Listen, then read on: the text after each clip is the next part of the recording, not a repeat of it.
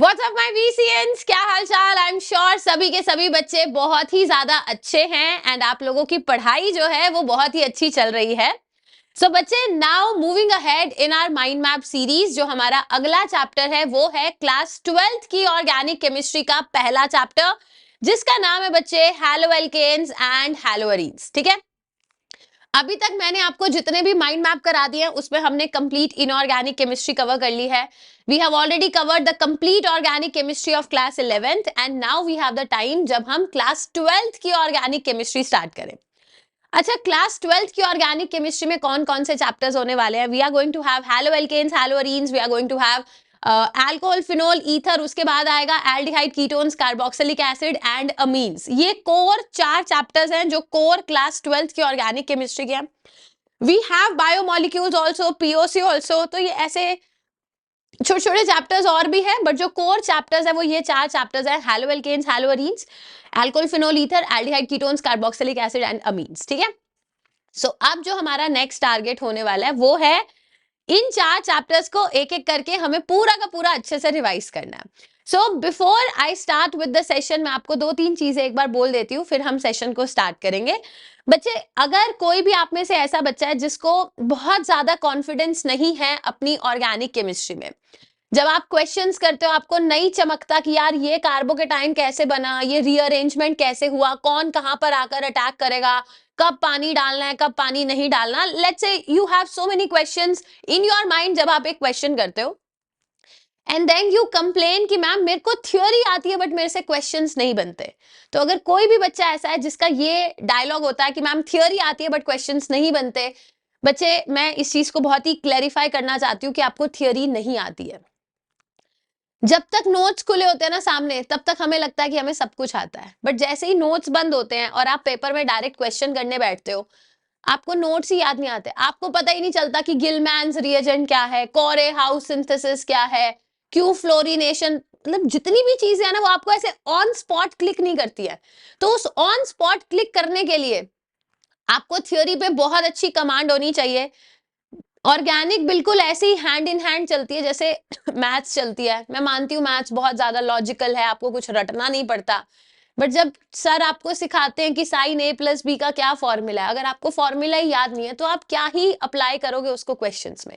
Same ऐसे ही organic chemistry चलती है। अगर आपको नेम रिएक्शन पता ही नहीं है, अगर आपको मैकेनिज्म पता ही नहीं है, आप कर ही नहीं पाएंगे क्वेश्चन, बिकॉज पूरी की पूरी ऑर्गेनिक केमिस्ट्री के जो भी क्वेश्चन आएंगे वो इंटरकनेक्टेड होंगे। अब आप मुझे कहो कि खाली हैलो एल्केन्स का कोई क्वेश्चन आ जाए, ऐसा बहुत कम होता है। सो हैलो एल्केन्स के साथ हाइड्रोकार्बन्स को भी जोड़ देते हैं, हैलो एल्केन्स के साथ अल्कोहल को जोड़ देंगे। So it's all interconnected, but be patient, patiently करते जाओ करते जाओ करते जाओ, आपको दिक्कत नहीं होगी। जैसे ही आपने पेशेंस लूज किया एंड यू ट्राई की जल्दी कर लेता हूं, तो वो जल्दी वाला खेल है ना वो खराब हो जाता है। ठीक है, चलिए, सो कौन कौन से बच्चे इस सेशन को अटेंड कर सकते हैं? बच्चे, अगर आप एक जेई एस्पिरेंट हो, if you are a NEET aspirant, या आप किसी भी कॉम्पिटेटिव एग्जाम की तैयारी कर रहे हो, मे इट बी बिटसैट, ठीक है, मे इट बी सीयूईटी, किसी भी अगर कॉम्पिटेटिव एग्जाम की तैयारी कर रहे हो जहां पर केमिस्ट्री आपका एक मेन सब्जेक्ट है एंड वहां पर आपको क्लास 12th की ऑर्गेनिक केमिस्ट्री अगर चाहिए, प्लस ऑल द स्टूडेंट्स जो अभी क्लास 12th के बोर्ड एग्जाम्स की तैयारी कर रहे हैं, देखो मैं आपको इतना कहूंगी कि जितना माइंड मैप मैं आपको कराऊंगी ना, मतलब आई विल मेक श्योर कि हम majority of the things cover कर ले। इतना कवर करने के बाद जो क्लास 12th का बोर्ड एग्जाम के लिए बच्चा प्रिपेयर कर रहा है ना, जो 12th की एनसीईआरटी में पीछे बैक क्वेश्चंस दे रखे होते हैं या इंटेक्स क्वेश्चंस दे रखे होते हैं, सिर्फ उतना कर लो, आपका काम बन जाएगा। जो जेई वाला बच्चा है वो इतना करने के बाद जेई के पीवाईक्यू करेगा। सिमिलरली नीट वाले बच्चे इतना करने के बाद अपने नीट के पीवाईक्यूज, प्रीवियस ईयर क्वेश्चंस कर लो, बहुत अच्छा आपका कॉन्फिडेंस बन जाएगा। मतलब आपके मतलब जो आपका नोटबुक है ना उसमें हो सकता है 100 पन्नों का एक एक चैप्टर हो, बट अब आपको मेरे साथ साथ क्या करना है, ये देखो मैंने यहाँ पर आपको दिख रहा होगा एनसीईआरटी बेस्ड चीजें, मतलब मैंने पूरी एनसीईआरटी गो थ्रू करी है। ठीक है, पूरा जेई का कंटेंट, नीट का कंटेंट गो थ्रू करा है, उसके बाद इन शॉर्ट नोट्स को बनाया है। तो खूब सारी मेहनत लगी है इन शॉर्ट नोट्स को बनाने में, तो आप डायरेक्टली उस मेहनत को डेफिनेटली यूज करो। ठीक है, एंड एक और चीज याद आ रही थी, आई फॉरगॉट क्या याद आ रहा था। हाँ हाँ, तो आपको क्या करना है, आपको 3 A4 साइज की शीट्स लेनी है, या 2 पन्ने ले लो, 2 में ही काम बन जाएगा। एंड जिस हिसाब से मैंने लिख रखा है ना, जैसे जैसे मैं आपको सिखाऊंगी आप खुद से लिखना स्टार्ट करें। इफ नॉट तो क्लास के बाद तो आपको नोट्स पूरा का पूरा पीडीएफ मिल ही जाएगा, उसको डाउनलोड करके प्रिंट ले लोगे तो भी काम चल जाएगा, बट अगर साथ साथ लिखोगे तो फिर तो भाई उससे अच्छी चीज कोई होती नहीं है, ठीक है। चलिए, सो लेट्स गेट स्टार्टेड बच्चे विद आ चैप्टर। चैप्टर का नाम है haloalkanes and haloarenes. अब haloalkanes and haloarenes होता क्या है, क्या क्या हम पढ़ने वाले हैं, वो सारी चीजें हम एक एक करके समझेंगे। ध्यान से सुनेंगे बच्चे। सपोज करो मेरे पास एक हैलोजन है, ये मेरा मेन फंक्शनल ग्रुप है इस पूरे चैप्टर में। अगर मेरा हैलोजन एक ऐसे कार्बन से जुड़ा है जो एक एल्काइल है, मतलब एक सिंपल एल्काइल चेन है, अगर उसके साथ आपका हैलोजन आकर के जुड़ गया है, जैसे फॉर एग्जांपल CH3CH2X, मतलब मेरे पास कोई भी एक एल्केन बना लो। मैंने कहा मैम फॉर एग्जांपल CH3CH2CH3 बना लिया। अब इसके किसी एक हाइड्रोजन को हटा करके हैलोजन लगा दो, उसको बोलते हैं हैलो एल्केन। बट अगर आपका हैलोजन, ये देखो ये एरोमेटिक सिस्टम था, है ना, इस एरोमेटिक सिस्टम के हाइड्रोजन को हटा करके मैंने हैलोजन लगा दिया, इसको बोलते हैं हैलो अरीन। तो ये यही चैप्टर का नाम ही है, that we are going to study about haloalkanes and haloarenes. इतना समझ आ गया होगा। अब देखो ये चीज मैं ऑलरेडी, आपको ये थोड़ा सा रिपीट लगेगा फॉर फर्स्ट 5-7 मिनट्स, ये चीज हम ऑलरेडी पिछले चैप्टर हाइड्रोकार्बन्स क्लास 11th का जो चैप्टर था वहां पर भी मैंने आपको बताया था कि हम एल्केन्स को कैसे प्रिपेयर करते हैं। वहां हमारा क्वेश्चन था प्रिपरेशन ऑफ एल्केन, यहां हमारा क्वेश्चन है रिएक्शंस ऑफ हैलो एल्केन, जिसके लिए हमने सबसे पहली रिएक्शन उठाई है, और उस पहली रिएक्शन का नाम क्या है बच्चे, वुड्स रिएक्शन। अब ये फास्ट कराऊंगी क्योंकि मैं पिछले चैप्टर में करा चुकी हूँ, जिस बच्चे ने नहीं किया 5-10 मिनट लगेंगे, पिछले वाले माइंड मैप में से आप कर सकते हो। देखो मान लो बच्चे मेरे पास एक एल्काइल हैलाइड है और मैंने ना सोडियम लिया एक और एल्काइल हैलाइड के साथ। अब ध्यान से सुनना, जब भी कार्बन और हैलोजन के बीच में वो प्यार मोहब्बत होती है ना, उस प्यार मोहब्बत को तोड़ने के लिए, कभी भी कार्बन और हैलोजन के प्यार मोहब्बत को तोड़ना है, इनके बीच में मस्त प्यार मोहब्बत है, उसको तोड़ने के लिए हम किसका उपयोग करते हैं, हम उपयोग करते हैं एक मेटल का। तो मैंने क्या किया, मैंने ना CH3Cl CH3Cl ले लिया, 2 सोडियम लिए, तो सोडियम क्या करेगा, Cl को फटाक से खींच लेगा और यहां पर क्या बना देगा, it will form 2 times of NaCl, 2 bar NaCl बन गया। और ये जो CH3 था जो यहां पर था, ये CH3 दूसरे CH3 के साथ जुड़ जाएगा। तो मान लो मैंने जब शुरुआत करने में एल्काइल हैलाइड लिया, उसके अंदर एक कार्बन एटम था, तो जो मेरा एल्केन बना, कहना इसे एल्केन जो मेरे पास बनेगा, that is the alkane which is having double number of carbon atoms compare to the alkyl halide जो हमने स्टार्ट किया था। ठीक है, अब इसका मैकेनिज्म हमारी हर जगह काम नहीं आता, बट स्टिल मैं आपको शॉर्ट में बताना चाहूंगी। सबसे पहले बच्चे ये देखिए कि ये मेरा एल्काइल हैलाइड है जिसके अंदर एक सिग्मा बॉन्ड है, यानी कि 2 इलेक्ट्रॉन है। यहां पर कौन सी फिजन होती है, यहां होती है बच्चे हमारी homolytic fission. Homolytic fission, homolytic fission किसको कहते हैं, होमोलिटिक फिजन उसको कहते हैं जहां पर जो बॉन्ड है वो इस तरीके से टूटता है कि दोनों एटम्स को अपना एक एक इलेक्ट्रॉन मिल जाए। जब दोनों एटम्स को एक एक इलेक्ट्रॉन मिलेगा, होमोलिटिक फिजन हम हमेशा फिश हुक एरो से दिखाते हैं, ये भी मैंने क्लास 11th में आपको सिखाया था। तो मेरे पास क्या बन जाएगा, R radical plus Cl radical. अब एक R रेडिकल दूसरे R रेडिकल के साथ कंबाइन करके क्या क्या बना देगा, एल्केन।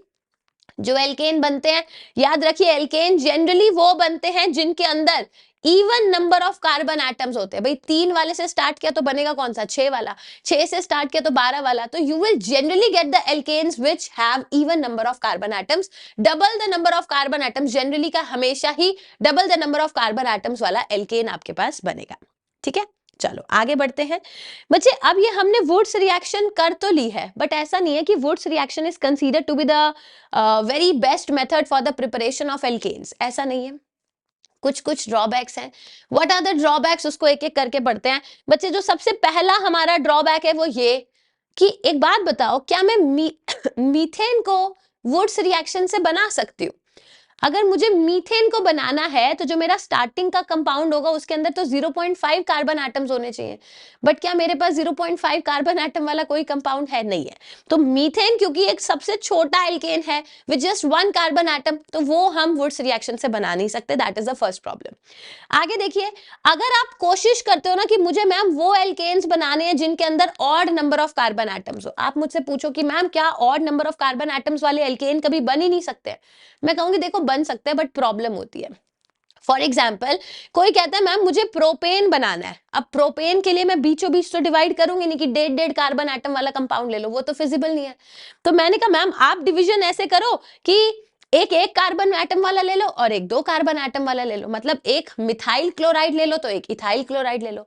तो जो हमने सोचा कि मैम अगर हमारा मिथाइल क्लोराइड इथाइल क्लोराइड के साथ रिएक्शन करेगा, देखना मैं साइड हो जाती हूँ ताकि आपको दिख जाए, तो यहां से 2NaX निकल गया, क्या क्या हो गया ये रहा, तो यहां से हमारा 2NaX निकल गया, तो मेरे पास बन गया propane with odd number of carbon atoms. बहुत बढ़िया बात है। बट ऐसा तो नहीं होता ना कि मैं एक एक मॉलिक्यूल के साथ स्टार्ट करूं कि एक ही मॉलिक्यूल मिथाइल क्लोराइड का लूंगी, एक ही मॉलिक्यूल इथाइल क्लोराइड का लूंगी, ऐसा तो पॉसिबल नहीं है।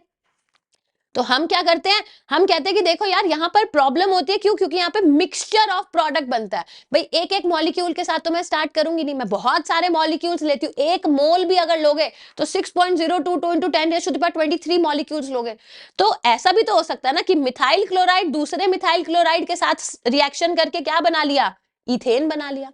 ऐसा भी तो हो सकता है ना कि इथाइल क्लोराइड दूसरे इथाइल क्लोराइड के साथ रिएक्शन कर रहा है और क्या बना लिया उसने, ब्यूटेन बना लिया। अब प्रॉब्लम ये है कि ये जो तीन चीजें बनी है ना, मतलब एक जगह मेरे पास क्या बन गया, प्रोपेन, एक जगह क्या बन गया इथेन, एक जगह क्या बन गया, ब्यूटेन। ये आपको पता तो है कि दीज आर होमोलोगस सीरीज।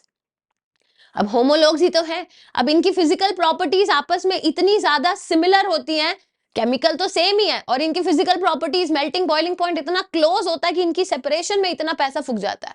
तो हम कहते हैं कि नहीं यार, Wurtz reaction is not considered to be one of the best method for the preparation of alkanes with odd number of carbon atoms. समझ आ गया? चलिए बहुत बढ़िया, आगे बढ़ते हैं। अगली जो हमारी नेम रिएक्शन है उसको बोलते हैं फिटिग रिएक्शन। फिटिग रिएक्शन क्या होती है, मेरे पास एक एराइल हैलाइड है, मेरे पास एक और एराइल हैलाइड है। जब दो एराइल हैलाइड आपस में हम रिएक्शन कराते हैं again in the presence of sodium, आपको बहुत सारी बुक्स में डीई भी लिखा हुआ मिलता है। डी का मतलब होता है ड्राई ईथर, एक सॉल्वेंट हम लेते हैं ताकि पानी वहां पर ना हो। तो होना क्या चाहिए, यही होना चाहिए ना। ध्यान से देखो, मैं इधर हो जाती हूँ, नहीं इधर हो जाती हूँ। अभी भी इतना टाइम हो गया मुझे ऐसे वाले फॉर्मेट में रिकॉर्ड करते हुए, बट मेरे को इधर उधर जाने में बड़ी कंफ्यूजन होती है। वो माइंड नहीं करना है ना, वो अभी थोड़े दिन पढ़ाऊंगी तो अपने आप आदत हो जाएगी। ये देखो, तो ये 2NaX यहां से निकल जाएगा और मेरे पास क्या बन जाएगा, बाइफिनाइल। समझ आ गया सबको? क्लियर है? आगे देखिए, अभी हमने क्या किया, अभी हमने वुड्स रिएक्शन करी, फिर हमने फिटिग रिएक्शन करी। अब मैं तीसरी नेम रिएक्शन पे आती हूँ बच्चे, इसको बोलते हैं वुड्स फिटिग रिएक्शन।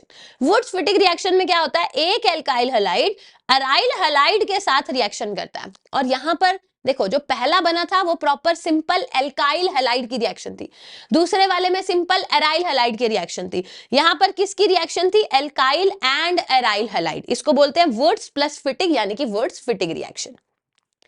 वेरी गुड, यहां तक हमारा कंप्लीट हो चुका है। अब हम आगे बढ़ते हैं।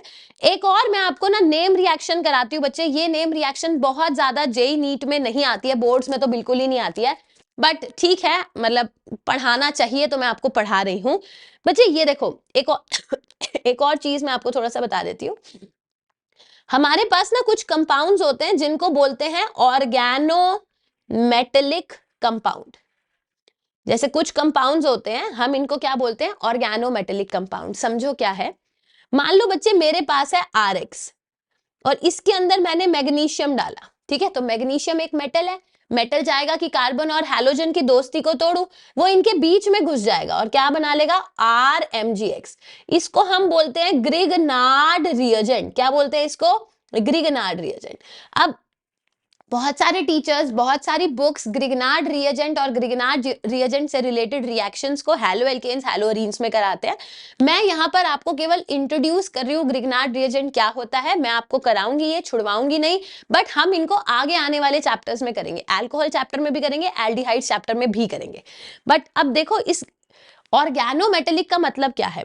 जब भी बच्चे ऑर्गेनो मतलब कार्बन और मेटल, कार्बन और मेटल के बीच में अगर कहीं बॉन्ड बनता है, उस कंपाउंड को क्या बोलते हैं, ऑर्गेनोमेटेलिक कंपाउंड। एक और कंपाउंड देखो बच्चे, इसको बोलते हैं R2CuLi। कॉपर क्या है, copper is a metal, and R क्या है, this is an organic compound. तो क्या आपको दिख रहा है कि कार्बन और मेटल, कार्बन और मेटल के बीच में एक बॉन्ड बना हुआ है। इस कंपाउंड को भी मैं क्या बोलूंगी, this compound is also known as an organometallic compound. ठीक है, अब ध्यान से सुनना बच्चे। होगा क्या, मान लो मेरे पास एल्काइल हैलाइड है। Now look at this word alkyl halide. आपको दिख रहा है कि हैलोजन इलेक्ट्रोनेगेटिव है तो उस पे डेल्टा नेगेटिव है, कार्बन इलेक्ट्रोपॉजिटिव है तो उस पे क्या है, डेल्टा पॉजिटिव। यानी कि ये जो ऑर्गेनोमेटेलिक कंपाउंड है ये क्या है, ये एक पोलर बॉन्ड से बना हुआ है, द बॉन्ड इज पोलर। अब ये जो कॉपर है, कॉपर बीइंग अ मेटल, इस पे डेल्टा पॉजिटिव होगा। R being a non metal compare to copper, तो आर पे डेल्टा माइनस होगा।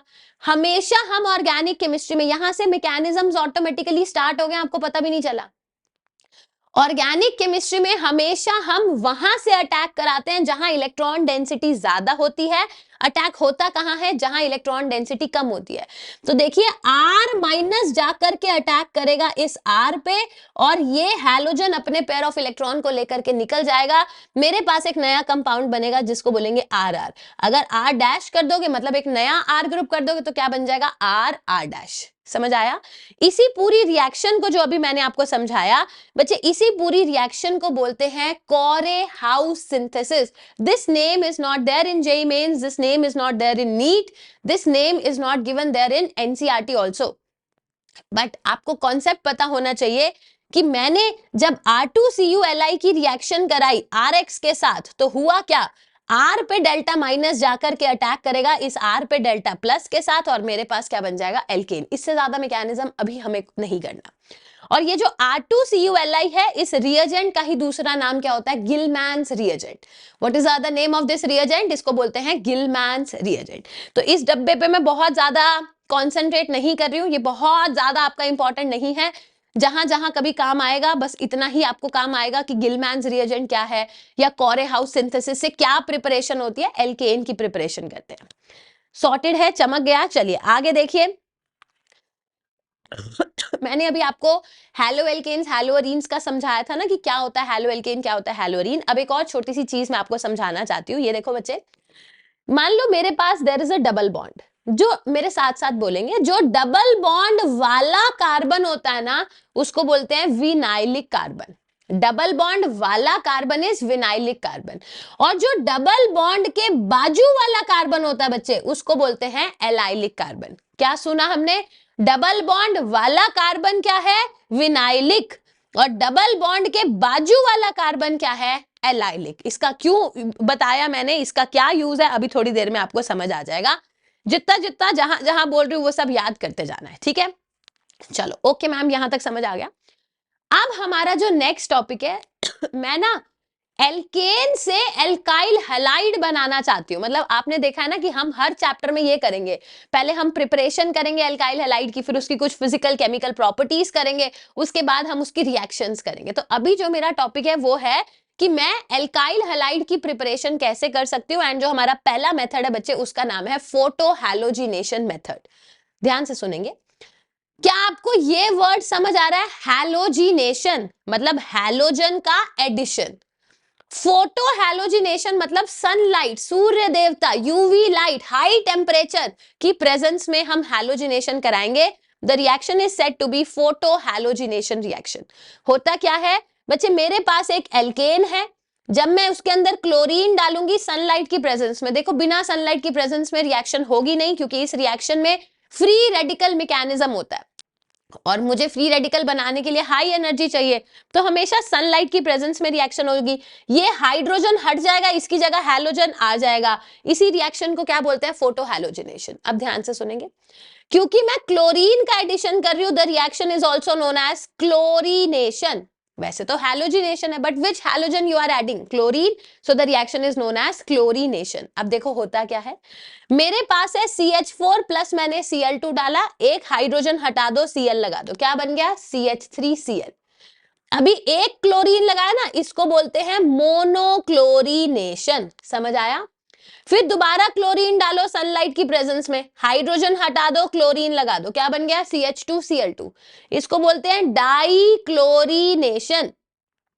फिर से मैंने क्लोरीन डाला सनलाइट की प्रेजेंस में, तो एक और H हटा के Cl लगा दो, CHCl3, फिर और डाला क्लोरीन सनलाइट की प्रेजेंस में, क्या बन गया, CCl4। तो पहले मैंने मोनोक्लोरिनेशन करी, फिर डाइक्लोरिनेशन, फिर ट्राइक्लोरिनेशन, फिर टेट्राक्लोरिनेशन, यानी कि इन शॉर्ट में क्या बोल रही हूँ, हम पॉलीक्लोरिनेशन कर रहे हैं, एक एक करके हाइड्रोजन हटाते जा रहे हैं, क्लोरीन लगाते जा रहे हैं। अब इस जो हमने अभी हैलोजिनेशन पढ़ा ना, अब इस हैलोजिनेशन की एक बहुत इंपॉर्टेंट चीज है, यहां से पीवाईक्यू बहुत बार देखने को मिला है।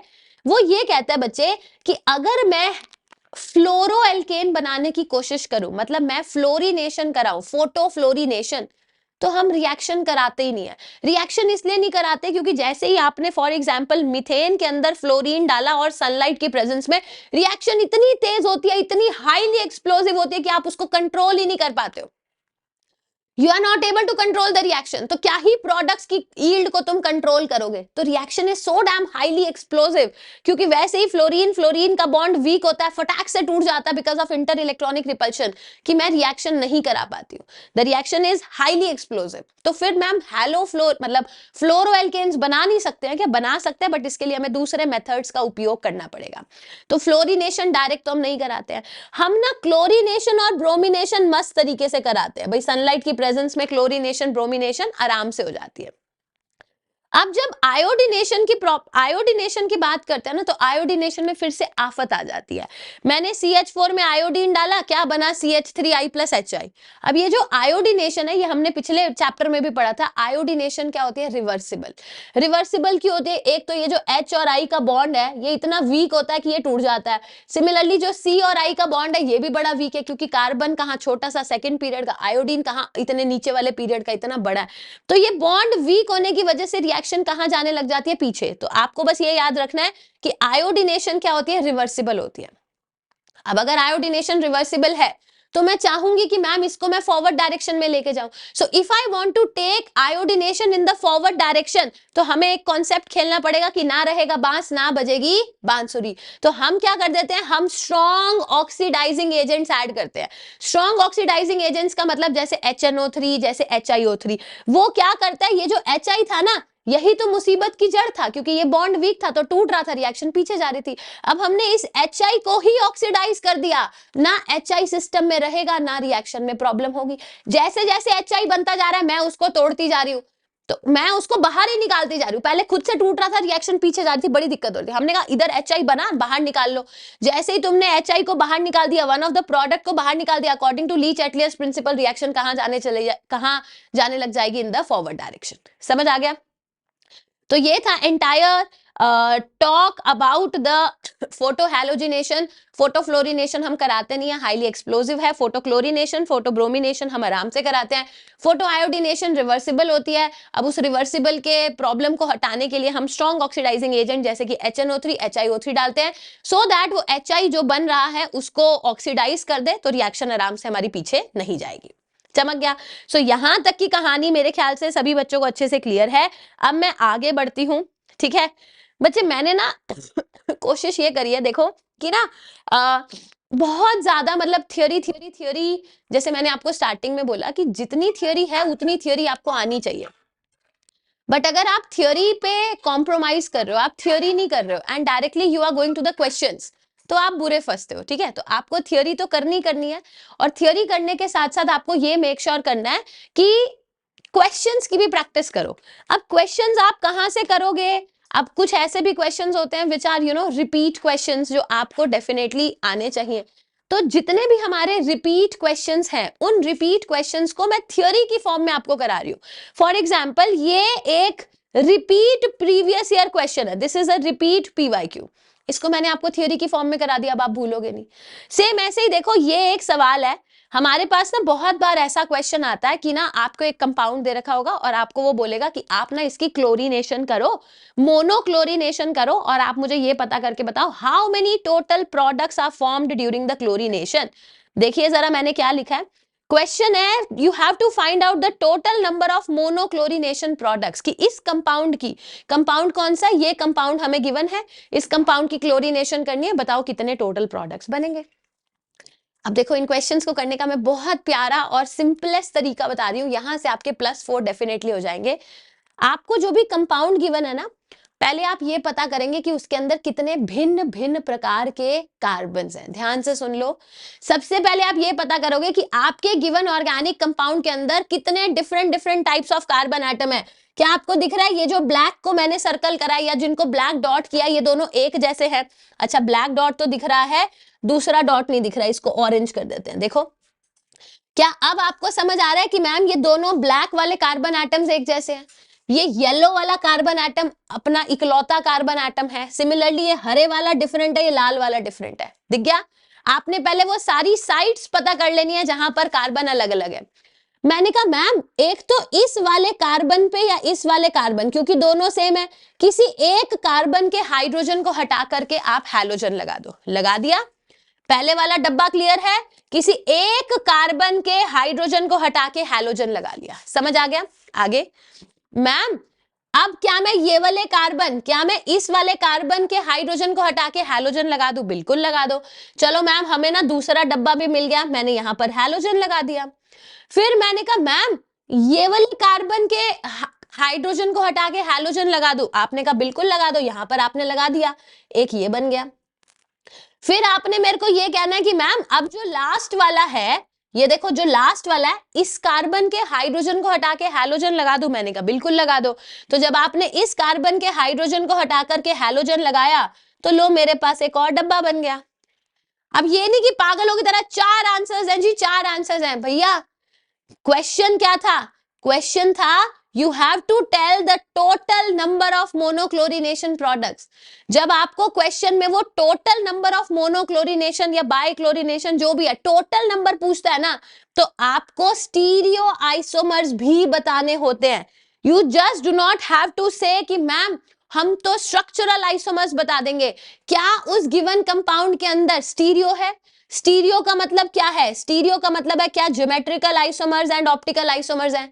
जीआई के लिए अब ये क्लास 11th का पार्ट हो गया। अब तुमने क्लास 11th में आइसोमेरिज्म में घपला किया है तो ये क्वेश्चन तुमसे नहीं बनेगा, छोड़ दो, मार्क नहीं करके आना। वैसे तो तुम्हें पढ़ना नहीं है, आइसोमेरिज्म करके नहीं जाना। और फिर क्या ना हमारे पेपर में ना क्वेश्चंस नहीं बनते, तो तभी बनेंगे ना जब इंटरकनेक्टेड चैप्टर्स कर जाओगे। अब क्वेश्चन आएगा total number of monochlorination product, ये अपने मतलब पूरी जान लगाते हैं हमें आता है हमें आता है। स्टीरियो ही नहीं आता तो क्या करोगे क्वेश्चन? तो स्टीरियो याद होना चाहिए।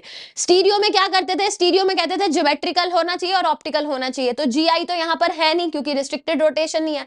ऑप्टिकल के लिए क्या देखते थे कि कोई कायरल सेंटर है या नहीं। देखो यहां आपने हैलोजन लगाया, मगर यहां हैलोजन लगाते ही क्या आपको ये वाला जिस कार्बन पे मैंने एस्ट्रिक मार्क किया है, क्या ये एस्ट्रिक वाला कार्बन आपको नजर आ गया? थोड़ा सा पतला कर लेती हूँ। क्या ये एस्ट्रिक वाला कार्बन तुमको नजर आ गया कि मैम ये तो कायरल बन चुका है? क्यों? यहां पर एक मिथाइल है, एक पूरा इथाइल है, एक हाइड्रोजन है और एक Cl वाला कार्बन है ना, चारों अलग अलग है। तो इसको एक नहीं, इसको 1 + 1 यानी कि हम इसको कितना काउंट करेंगे? 2। एक R होगा तो एक S होगा।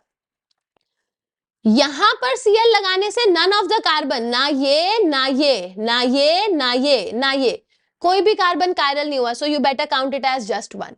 यहां पर Cl लगाने से वंस अगेन आपको दिख रहा है कि ये वाला कार्बन कायरल हो गया, so you will count it as 2।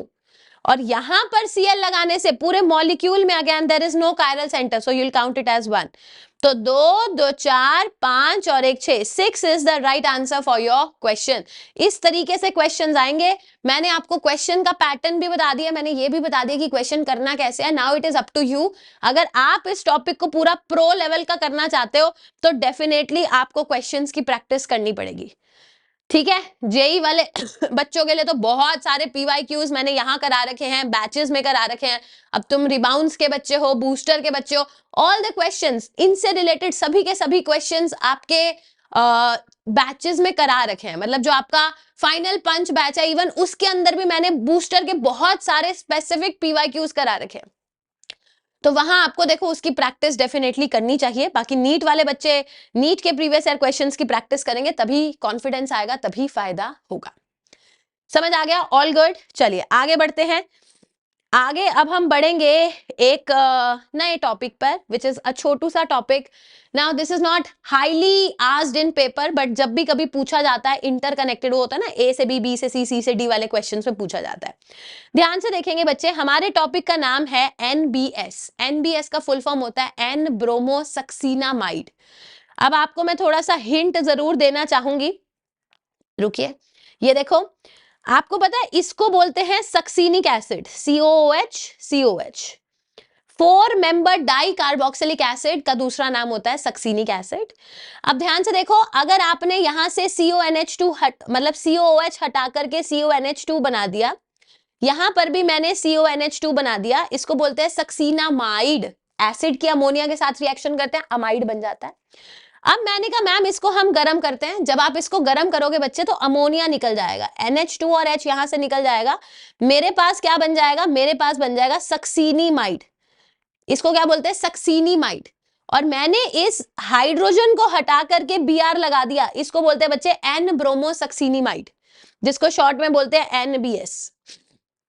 You don't have to go into the mechanism. बाकी जो मैकेनिज्म याद रखना चाहते हैं, देखो यहां पर ऐसे ऐसे, मतलब ये फ्री रेडिकल की फॉर्म में टूट जाता है, तो मेरे पास एक Br रेडिकल बनेगा. इन शॉर्ट अगर आप याद रखना चाहते हैं तो आपको बस ये याद रखना है कि मैम यहाँ फ्री रेडिकल सब्स्टिट्यूशन होती है. अब ये भी छोड़ो, मुझे तो तुम्हें याद दिलाना है, वो ये है बच्चे, आप इस वर्ड को पोटली में बांधो. वो होती है ना चुन्नी की पोटली में मम्मी बांध देती है कुछ इंपॉर्टेंट चीजें, और फिर वो याद रखनी होती है. तो आप इस वर्ड को उठाओ, NBS पोटली में बांधो. वर्ड का नाम है बच्चे एलाइलिक सब्स्टिट्यूशन. क्या नाम है, एलाइलिक सब्स्टिट्यूशन. 5 बार लिखोगे, allylic substitution, allylic substitution, allylic allylic substitution. Allylic substitution का क्या मतलब होता है, ध्यान से देखें. मान लो मैंने ये 2 क्वेश्चंस लिख रखे हैं, देखो क्वेश्चंस के साथ करा रही हूं सो दैट आप भूलो नहीं. क्या आपको दिख रहा है कि मैम मेरे पास एक कंपाउंड था, उसमें आपने NBS डाला. NBS क्या करेगा, ब्रोमीन को ऐड कर देगा. NBS हमारे कंपाउंड में Br रेडिकल को ऐड करेगा, बट कौन सी पोजीशन पे ऐड करेगा, ये C डबल बॉन्ड C के बाजू वाला कार्बन क्या होता है, एलाइलिक कार्बन.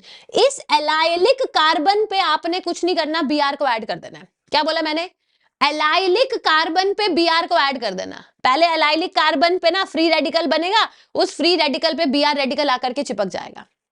देखो ये एल्कीन है, इसमें NBS डाला.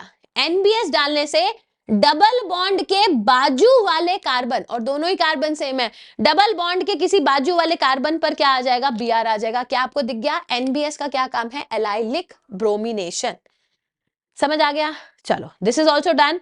इसके मैकेनिज्म वाले क्वेश्चंस नहीं आते बच्चे ज्यादा. इसके क्वेश्चंस अगर पेपर में आते हैं तो they are asked something like कि A में NBS डाला, एक कंपाउंड B बनेगा, B में कुछ कुछ कुछ कुछ किया, क्या बनेगा, कुछ इस तरीके के क्वेश्चंस आते हैं. तो not into the mechanism, but you need to know the fact कि NBS क्या करता है, एलाइलिक ब्रोमिनेशन करता है. चमक गया. चलिए बहुत ही बढ़िया. अब हमारे पहले पन्ने के 2 नन्हे मुन्ने टॉपिक्स बचे हैं. टोटल 4 पन्ने हैं आज की मेरी इस सेशन के, एक एक करके सभी कंप्लीट हो जाएगा. सो 1.25 घंटे 1.5 घंटे के अंदर अंदर हम कोशिश करेंगे, 1.5 पौने 2 घंटे के अंदर पूरा का पूरा चैप्टर आपका रिवाइज हो जाएगा. देखिए अगला जो टॉपिक है बच्चे, उसका नाम है हाइड्रो हैलोजिनेशन. अब तुम मेरे से इतना पढ़ चुके हो कि इतना तो तुम बता ही दोगे ना. हाइड्रो का मतलब है हाइड्रोजन, हैलोजन का मतलब है हैलोजन, एनेशन का मतलब क्या होता है, एडिशन. हाइड्रोजन और हैलोजन का एडिशन क्या कहलाएगा, हाइड्रो हैलोजिनेशन. अब ये मैंने यहां पर जो भी लिखा है, या ये मैंने यहां पर जो भी लिखा है, ये लिखने के लिए लिख दिया है, बट मैं इसको ना आपको एक्सप्लेन ही करूंगी, तभी मजा आएगा. ध्यान से एक बार के लिए सुनेंगे, दिस इज सुपर इंपॉर्टेंट.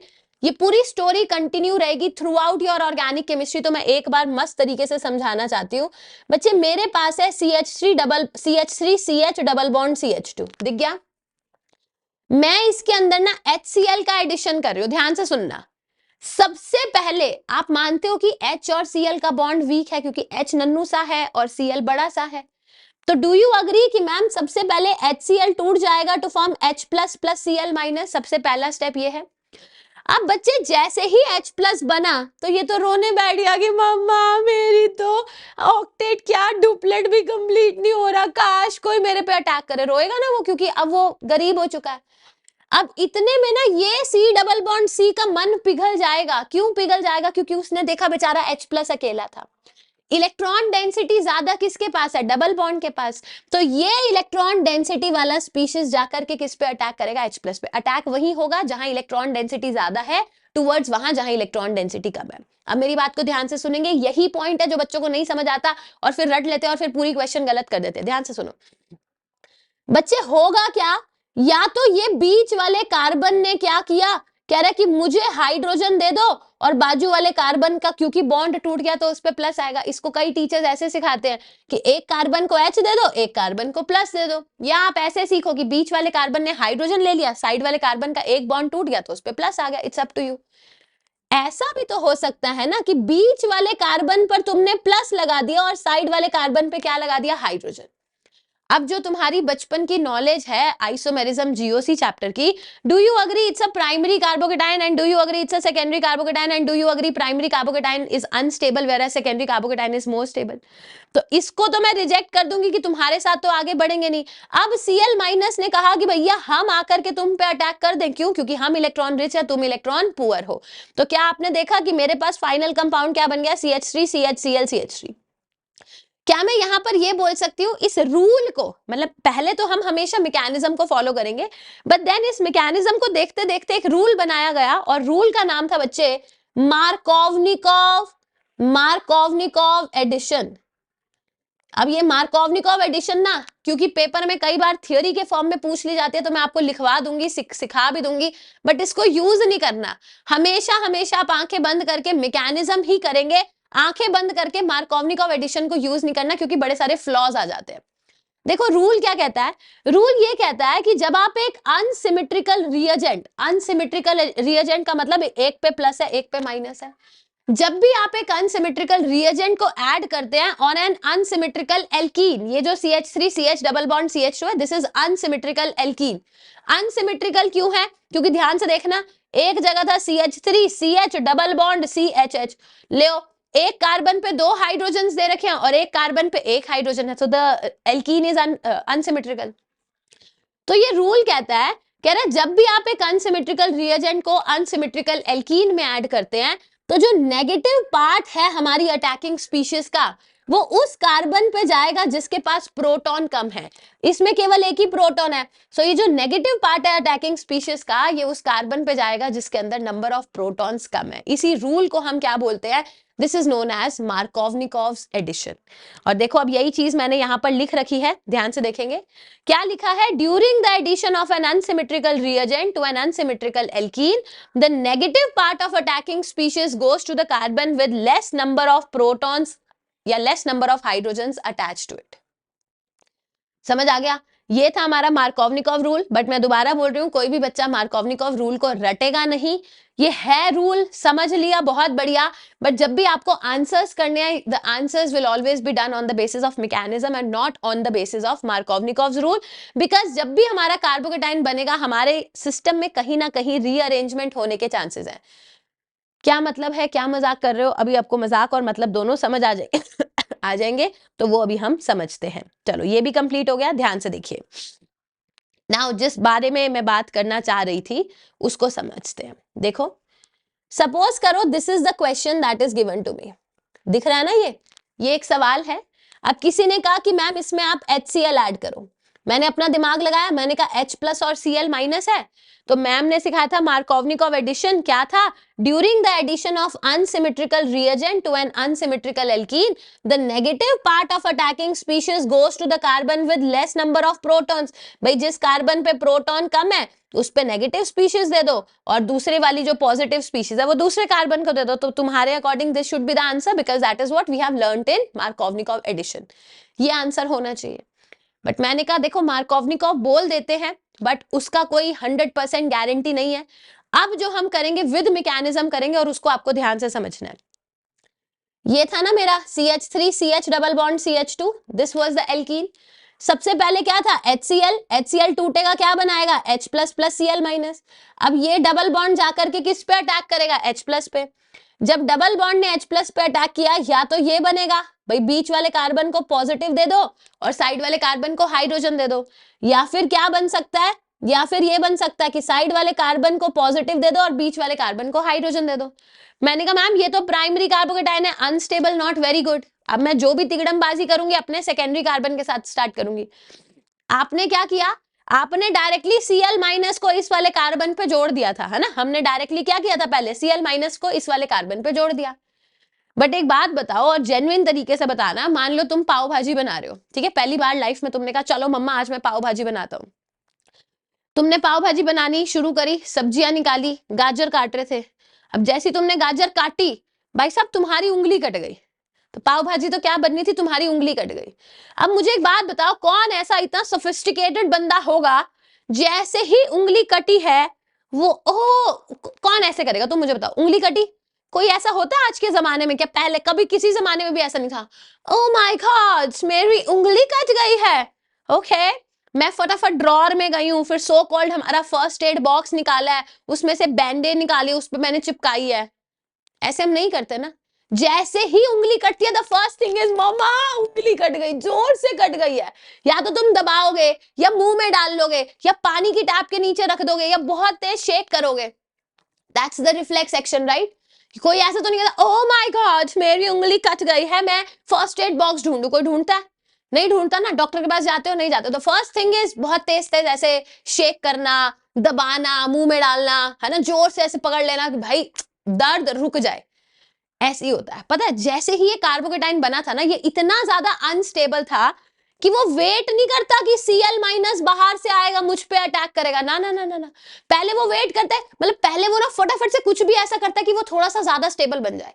तो कार्बोकेटाइन ने देखा कि मेरे बाजू वाले कार्बन पे एक हाइड्रोजन है, कार्बोकेटाइन के बाजू वाले कार्बन पे हाइड्रोजन है, वो हाइड्रोजन अपने पेयर ऑफ इलेक्ट्रॉन लेकर फटाक से शिफ्ट मारेगा। जैसे ही उसने फटाक से शिफ्ट मारा, आप देखो तुरंत के तुरंत एक सेकेंडरी कार्बोकेटाइन किस में कन्वर्ट हो चुका है, टर्शरी कार्बोकेटाइन में। जो हाथ कटा था ना उसको एकदम से हमने दबा दिया ताकि दर्द कम हो, तो secondary has been converted to tertiary. अब टर्शरी कह रहा है कि अब भैया मुझे लाइफ में कोई प्रॉब्लम नहीं है, अब Cl- आएगा, अटैक करेगा। And this is the final product that you will be getting, this is the final product, समझ आया। तो ये तो मार्कोवनिकॉव ने नहीं दिया ना, इसीलिए मैं आपको कह रही थी कि मार्कोवनिकॉव रूल अपनी जगह बहुत अच्छा है, बट जिस जिस जगह पे रीअरेंजमेंट होने के चांसेस होते हैं वहां मार्कोवनिकॉव रूल हमारा फेल हो जाता है। तो जब भी आपका कार्बोकेटाइन बने, आप हमेशा देखोगे कि क्या उसके अंदर कोई हाइड्राइड शिफ्ट तो नहीं हो रही है। हाइड्राइड शिफ्ट कब होती है भाई, जिस कार्बन पे तुमने पॉजिटिव लगाया है, ध्यान से देखेंगे, जिस कार्बन पे आपने, देखो जिस कार्बन पे आपने पॉजिटिव लगाया है, अगर उसके बाजू वाले कार्बन पे कोई एक ऐसा हाइड्रोजन है जो अपने पेयर ऑफ इलेक्ट्रॉन लेकर आएगा, शिफ्ट करेगा, and your secondary carbon atom is converting to a tertiary, primary should convert to a secondary, secondary should convert to a tertiary. मतलब अगर आपकी डिग्री कार्बोकेटाइन की स्टेबल हो बढ़ रही है तो वो रीअरेंजमेंट डेफिनेटली होगा। तो रीअरेंजमेंट वाले क्वेश्चंस में रीअरेंजमेंट कभी भी आपने भूलना नहीं है।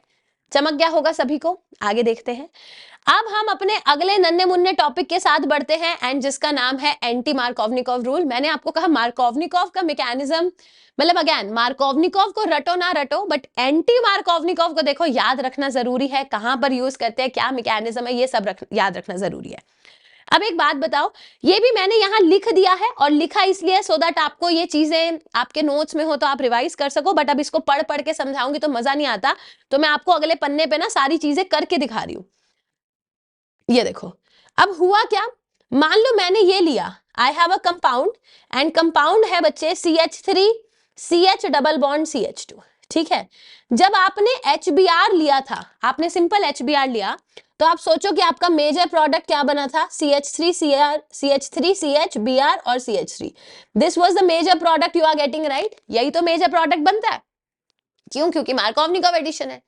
अब पता है मैंने जब इस HBr के अंदर R2O2 ले लिया, R2O2 होता है परोक्साइड, परोक्साइड का मतलब होता है ये देखिए ROOR, ये जो O बॉन्ड होता है इसी को क्या बोलते हैं, परोक्सी बॉन्ड। जब आपने R2O2 की प्रेजेंस में रिएक्शन कराई ना बच्चे, अब आपका मेजर प्रोडक्ट चेंज हो जाएगा, rather than the previous product as a major product, now you will get 1 bromopropane as a major product. अब लोगों ने सोचना शुरू किया कि ये R2O2 आकर के ऐसा क्या करके चला गया है कि हमारे पास उल्टा प्रोडक्ट मतलब एंटी प्रोडक्ट बन गया टू द मार्कोवनिकॉव रूल। इसी एडिशन को क्या कहेंगे? Anti Markovnikov addition. तो देखो हुआ क्या, अब ये जो R2O2 का बॉन्ड था ना, O बॉन्ड, ये बहुत ज्यादा अनस्टेबल होता है बिकॉज इस ऑक्सीजन के बीच में इंटर इलेक्ट्रॉनिक रिपल्शन होती है। तो ये बॉन्ड जैसे ही आप गर्म करते हैं ये होमोलिटिक फिजन में टूट जाता है और क्या बनाता है? RO radical. तो मेरे पास 2 RO रेडिकल बन गए। जैसे ही ये RO रेडिकल बना, अब ये HBr को दुखी करता है, कह रहा है मेरा तो डाइवोर्स हो चुका है, मैं तुझे भी जीने नहीं दूंगा। बेचारा HBr आराम से खड़ा था, मगर RO रेडिकल ने आकर के H रेडिकल को इतना दुखी किया कि ROH बना लिया और बेचारा Br रेडिकल अकेले डाइवोर्स होके बैठ गया। अब Br रेडिकल ने कहा कि मैं क्या करूं, तो ये CH3 CH double bond CH2 के पास ये Br रेडिकल गया, तो CH डबल बॉन्ड ने कहा कि कोई नहीं, मैं तेरे पे अटैक करूंगा, मैं इलेक्ट्रॉन रिच हूं, भले ना तू इलेक्ट्रॉन डेफिशिएंट है। जब इसने उस पर अटैक किया, देखो मेरे 2 प्रोडक्ट्स बने, एक बना CH3 CH CH2 पे Br, मतलब एक बार Br सबसे लास्ट वाले कार्बन पे चला गया, रेडिकल बीच वाले कार्बन पे आ गया, और दूसरी पॉसिबिलिटी क्या है? Br बीच वाले कार्बन पर आ गया और रेडिकल लास्ट वाले कार्बन पे चला गया। अब भाई जिस तरीके से प्राइमरी कार्बोकेटाइन अनस्टेबल था, उसी तरीके से प्राइमरी फ्री रेडिकल भी तो अनस्टेबल है ना। अब तो ये अनस्टेबल है, इसको इग्नोर करो। अब ये H रेडिकल के साथ रिएक्शन करेगा and you will get CH3 CH2 CH2 Br as a major product. देखो उल्टा प्रोडक्ट बन गया ना, इसीलिए रिएक्शन को क्या बोलते हैं? Anti Markovnikov addition. ये देखिए एंटी मार्कोवनिकॉव रूल भी यही कहता है कि during the addition of an unsymmetrical reagent to an unsymmetrical alkene but in the presence of R2O2, अब यहां पर जो आपका नेगेटिव पार्ट होता है अटैकिंग स्पीशीज का, वो उस कार्बन पे जाता है जिसके अंदर negative part of attacking species उस कार्बन पे जाता है जिसके अंदर मोर नंबर ऑफ प्रोटॉन्स होते हैं अटैच टू इट। चमका है, तो जो मार्कोवनिकॉव का बनना चाहिए था उससे उल्टा बन जाता है। ये देखिए ओ रेडिकल मतलब O बॉन्ड टूट रहा है, फ्री रेडिकल बन रहा है, फ्री रेडिकल HBr को दुखी करेगा, ROH बन जाएगा, Br रेडिकल बन जाएगा, फिर डबल बॉन्ड Br रेडिकल पे जाकर के अटैक करेगा, सेकेंडरी फ्री रेडिकल बनेगा, primary free radical which is unstable, तो secondary free radical H radical के साथ कंबाइन करके मेन प्रोडक्ट आपको दे देगा। ठीक है, इस रिएक्शन को क्या बोलते थे बच्चे? Anti Markovnikov addition. So this is again I am sure सबको क्लियर हो गया। चलो अभी तक पता है हमने जितना भी पढ़ा, मेरे ख्याल से 40 मिनट्स के अबाउट हो गया होगा जो भी हमने अभी तक पढ़ा है, ये ना मोर ओरिएंटेड था टू द क्लास 11th की थ्योरी। ये सारी चीजें हमने 11th में भी पढ़ी हैं, आज मैंने विद मैकेनिज्म आपको सिखाया, but it was more of class 11th का। अब कोर क्लास 12th का हैलो एल्केन्स हैलो एरीन्स क्या कहता है वो मैं आपको पढ़ाती हूँ बच्चे। एक रिएक्शन होती है, अब मैं ना एल्काइल हैलाइड्स की रिएक्शन, तो अब हमारा जो आगे का मेन काम है वो है SN1 SN2 SNI SNAR, ये रिएक्शंस, मतलब अब मैं chemical reactions of alkyl halide की बात करूंगी बच्चे। टॉपिक का नाम है हमारा SN2 रिएक्शन। SN2 रिएक्शन क्या है पहले समझोगे। मान लो बच्चे मेरे पास है CH3Cl, इसके अंदर आपने KOH डाला, तो हुआ क्या, ये Cl को हटा करके आपने OH लगा दिया, CH3OH और KCl बन गया। क्या आपको समझ आ रहा है कि OH माइनस एक न्यूक्लियोफाइल है और इसने दूसरे न्यूक्लियोफाइल को सब्स्टिट्यूट कर दिया, so the reaction is named as nucleophilic substitution. बोलते क्या है हम? Nucleophilic substitution. लिखते हम क्या है? Substitution nucleophilic. So NS reaction नहीं बोलते हैं, मतलब बोलते हैं NS रिएक्शन, लिखते नहीं है NS reaction, we call it as nucleophilic substitution reaction, SN reaction. दो मेथड्स होते हैं SN रिएक्शंस होने के, जिसमें से हमारा सबसे पहला मेथड होता है SN2 रिएक्शन। बच्चे SN2 रिएक्शन में आपको सीधा दिमाग में आनी चाहिए Baahubali movie. Baahubali movie first part second part I don't remember, वो कौन सी, वो मूवी में क्या था कि कटप्पा ने बाहुबली को मार दिया था ना, बाहुबली ऐसा कुछ कर रहा था, मार रहा था, पीछे से कटप्पा ने आके वो घोप दिया उसके, है ना, वो जो तलवार होती है, जो खंजर होती है, वो सीधा उसके बैक में घोप दी। इसको बोलते हैं बैक साइड अटैक। जैसे तुम अपने दोस्त की मुंह पे तो तारीफ करते हो मगर पीठ पीछे बुराई करते हो, so that is known as back side attack. तो होता क्या है, मान लो बच्चे मेरे पास ये एक एल्काइल हैलाइड है, दिख रहा है सभी को, एक एल्काइल हैलाइड दिख रहा है। अब इस एल्काइल हैलाइड में क्या आपको दिख रहा है कि Cl ऊपर की साइड है और ये जो डैश डैश डैश CH3 है वो नीचे की साइड है। जब Cl ऊपर की साइड है तो आपने OH माइनस जो नया न्यूक्लियोफाइल आ रहा है आप उसको कह रहे हो कि तू नीचे से अटैक कर। देखो for example this is the plane, यहां पर Cl ऊपर की साइड है और मुझे Cl को यहां से निकालना है, तो मैं जहां पर Cl वहां से तो अटैक करूंगी नहीं, तो मैं नीचे से अटैक करूंगी। मैंने इसको कहा OH को कि तू नीचे से अटैक कर, जैसे ही तुमने नीचे से अटैक किया ये Cl यहां से निकल जाएगा।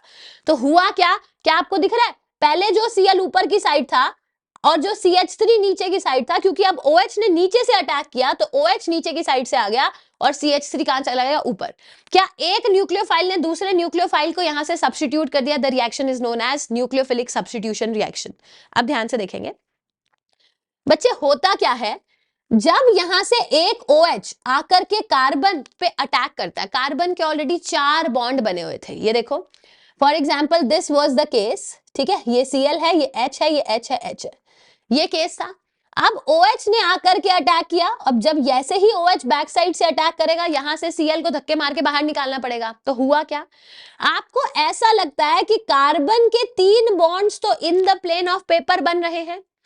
जब OH ने बैक साइड से अटैक किया तो देखो OH का कार्बन पे धीमे धीमे अटैक होते हुए नजर आएगा और Cl अपने पेयर ऑफ इलेक्ट्रॉन लेकर जाते हुए नजर आएगा। क्या आपको दिखाई दे रहा है कि ma'am there is a pentavalent transition state? Mark the word pentavalent. Pentavalent transition state का मतलब ये नहीं है कि मैम देखो कार्बन ने 5 बॉन्ड बना रखे हैं, दिखने में लग रहा है कार्बन के 5 बॉन्ड बने हैं, बट एक्चुअली कार्बन के 5 बॉन्ड नहीं है, क्योंकि ये बॉन्ड अभी पूरी तरह से बना नहीं है और ये बॉन्ड पूरी तरह से टूटा नहीं है। It's just a transition state, ऐसे लटक रही है दुनिया में, ये स्पीशीज कोई ऐसे बन के प्राप्त नहीं हो गई है। अब ध्यान से देखो, किसी भी रिएक्शन का रेट, मान लो ये जो हमारी SN2 रिएक्शन है, इस रिएक्शन का रेट, रेट मतलब स्पीड, ये किस बात पे डिपेंड कर रहा है? जितना ज्यादा आपने OH माइनस लिया होगा उतनी जल्दी अटैक होगा, जितना ज्यादा एल्काइल हैलाइड होगा उतनी जल्दी OH माइनस मतलब उतनी जल्दी अटैक होगा, क्योंकि ज्यादा एल्काइल हैलाइड है। भाई ये अटैक करना और इसका निकलना, यही हमारा स्लो स्टेप है। स्लो स्टेप वही होता है जो हमारे रेट को डिटरमिन करेगा। So this is also known as RDS, the rate determining step. तो OH माइनस जिस स्पीड से अटैक करता है और Cl माइनस जिस स्पीड से निकलता है, ये सारी चीजें दोनों ही the concentration of both the nucleophile, sorry ये न्यूक्लियोफाइल है और ये एल्काइल हैलाइड है, दोनों की कॉन्सेंट्रेशन पे रेट डिपेंड करता है। Rate depends upon the concentration of, यहां मैंने बेस लिख दिया है, इसको काट के लिखे, rate depends upon the concentration of nucleophile as well as on the concentration of alkyl halide. So क्योंकि दोनों की concentration पे rate depend कर रहा है, the reaction is also known as bimolecular reaction, क्योंकि दो मॉलिक्यूल्स की रेट की कॉन्सेंट्रेशन पे हमारा रेट डिपेंड कर रहा है।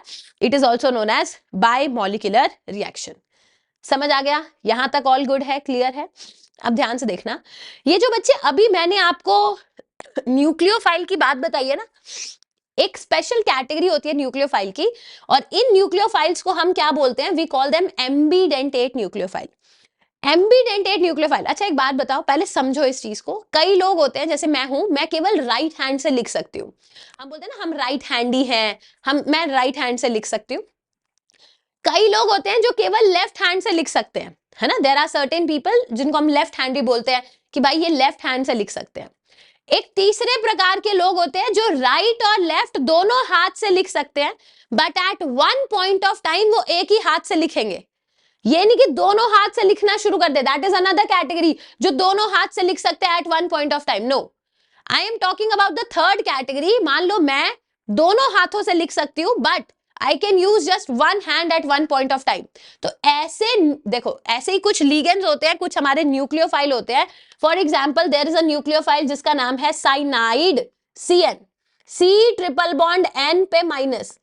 अब ये कार्बन की साइड से भी अटैक कर सकता है, ये नाइट्रोजन की साइड से भी अटैक कर सकता है, but at one point of time वो केवल एक ही साइड से अटैक करेगा।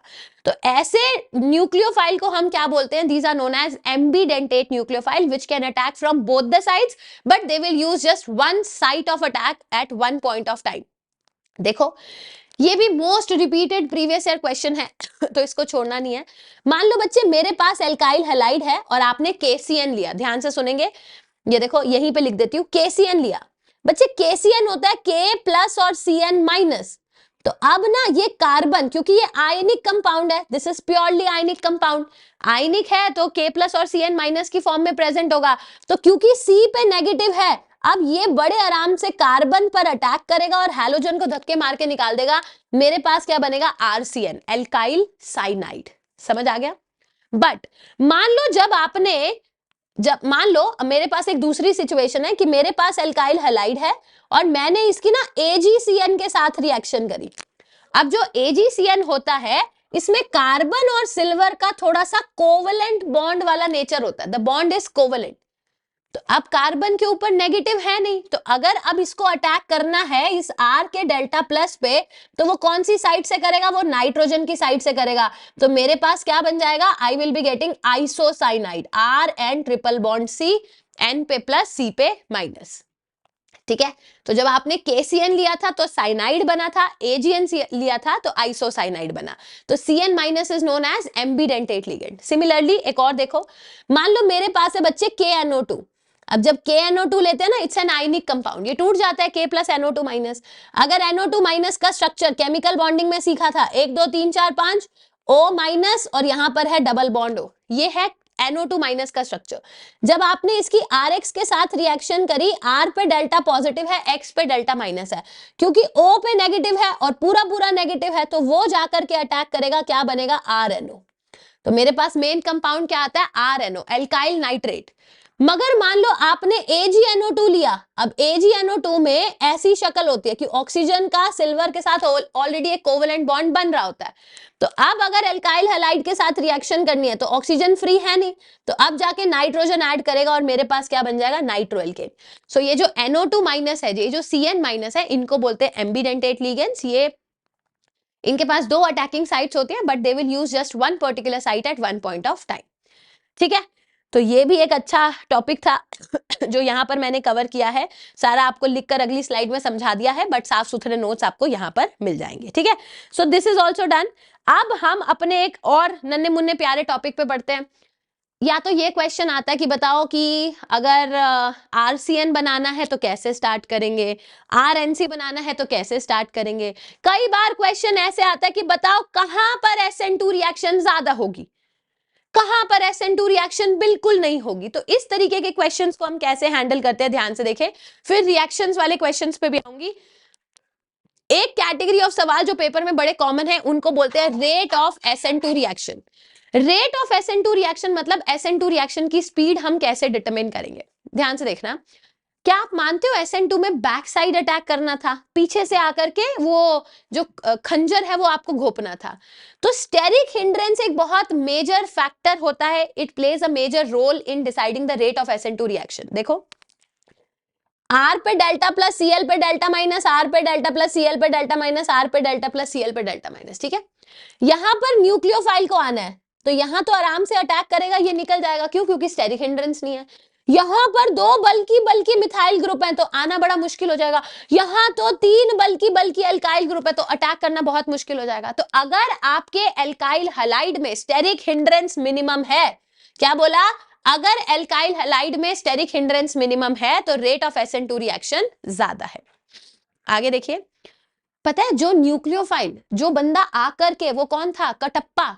अगर कटप्पा ने आकर के बाहुबली को मारना था, कटप्पा नहीं मारा था ना बाहुबली को, तो अगर कटप्पा ने आकर के बाहुबली को मारना था, अब अगर कटप्पा खुद ही ऐसे है कि वो चल ही नहीं पा रहा है, ऐसे इतना है ना, जाड़ा पाड़ा सा है, इतना हैवी है कि वो चल ही नहीं पा रहा, तो वो अटैक कैसे करेगा।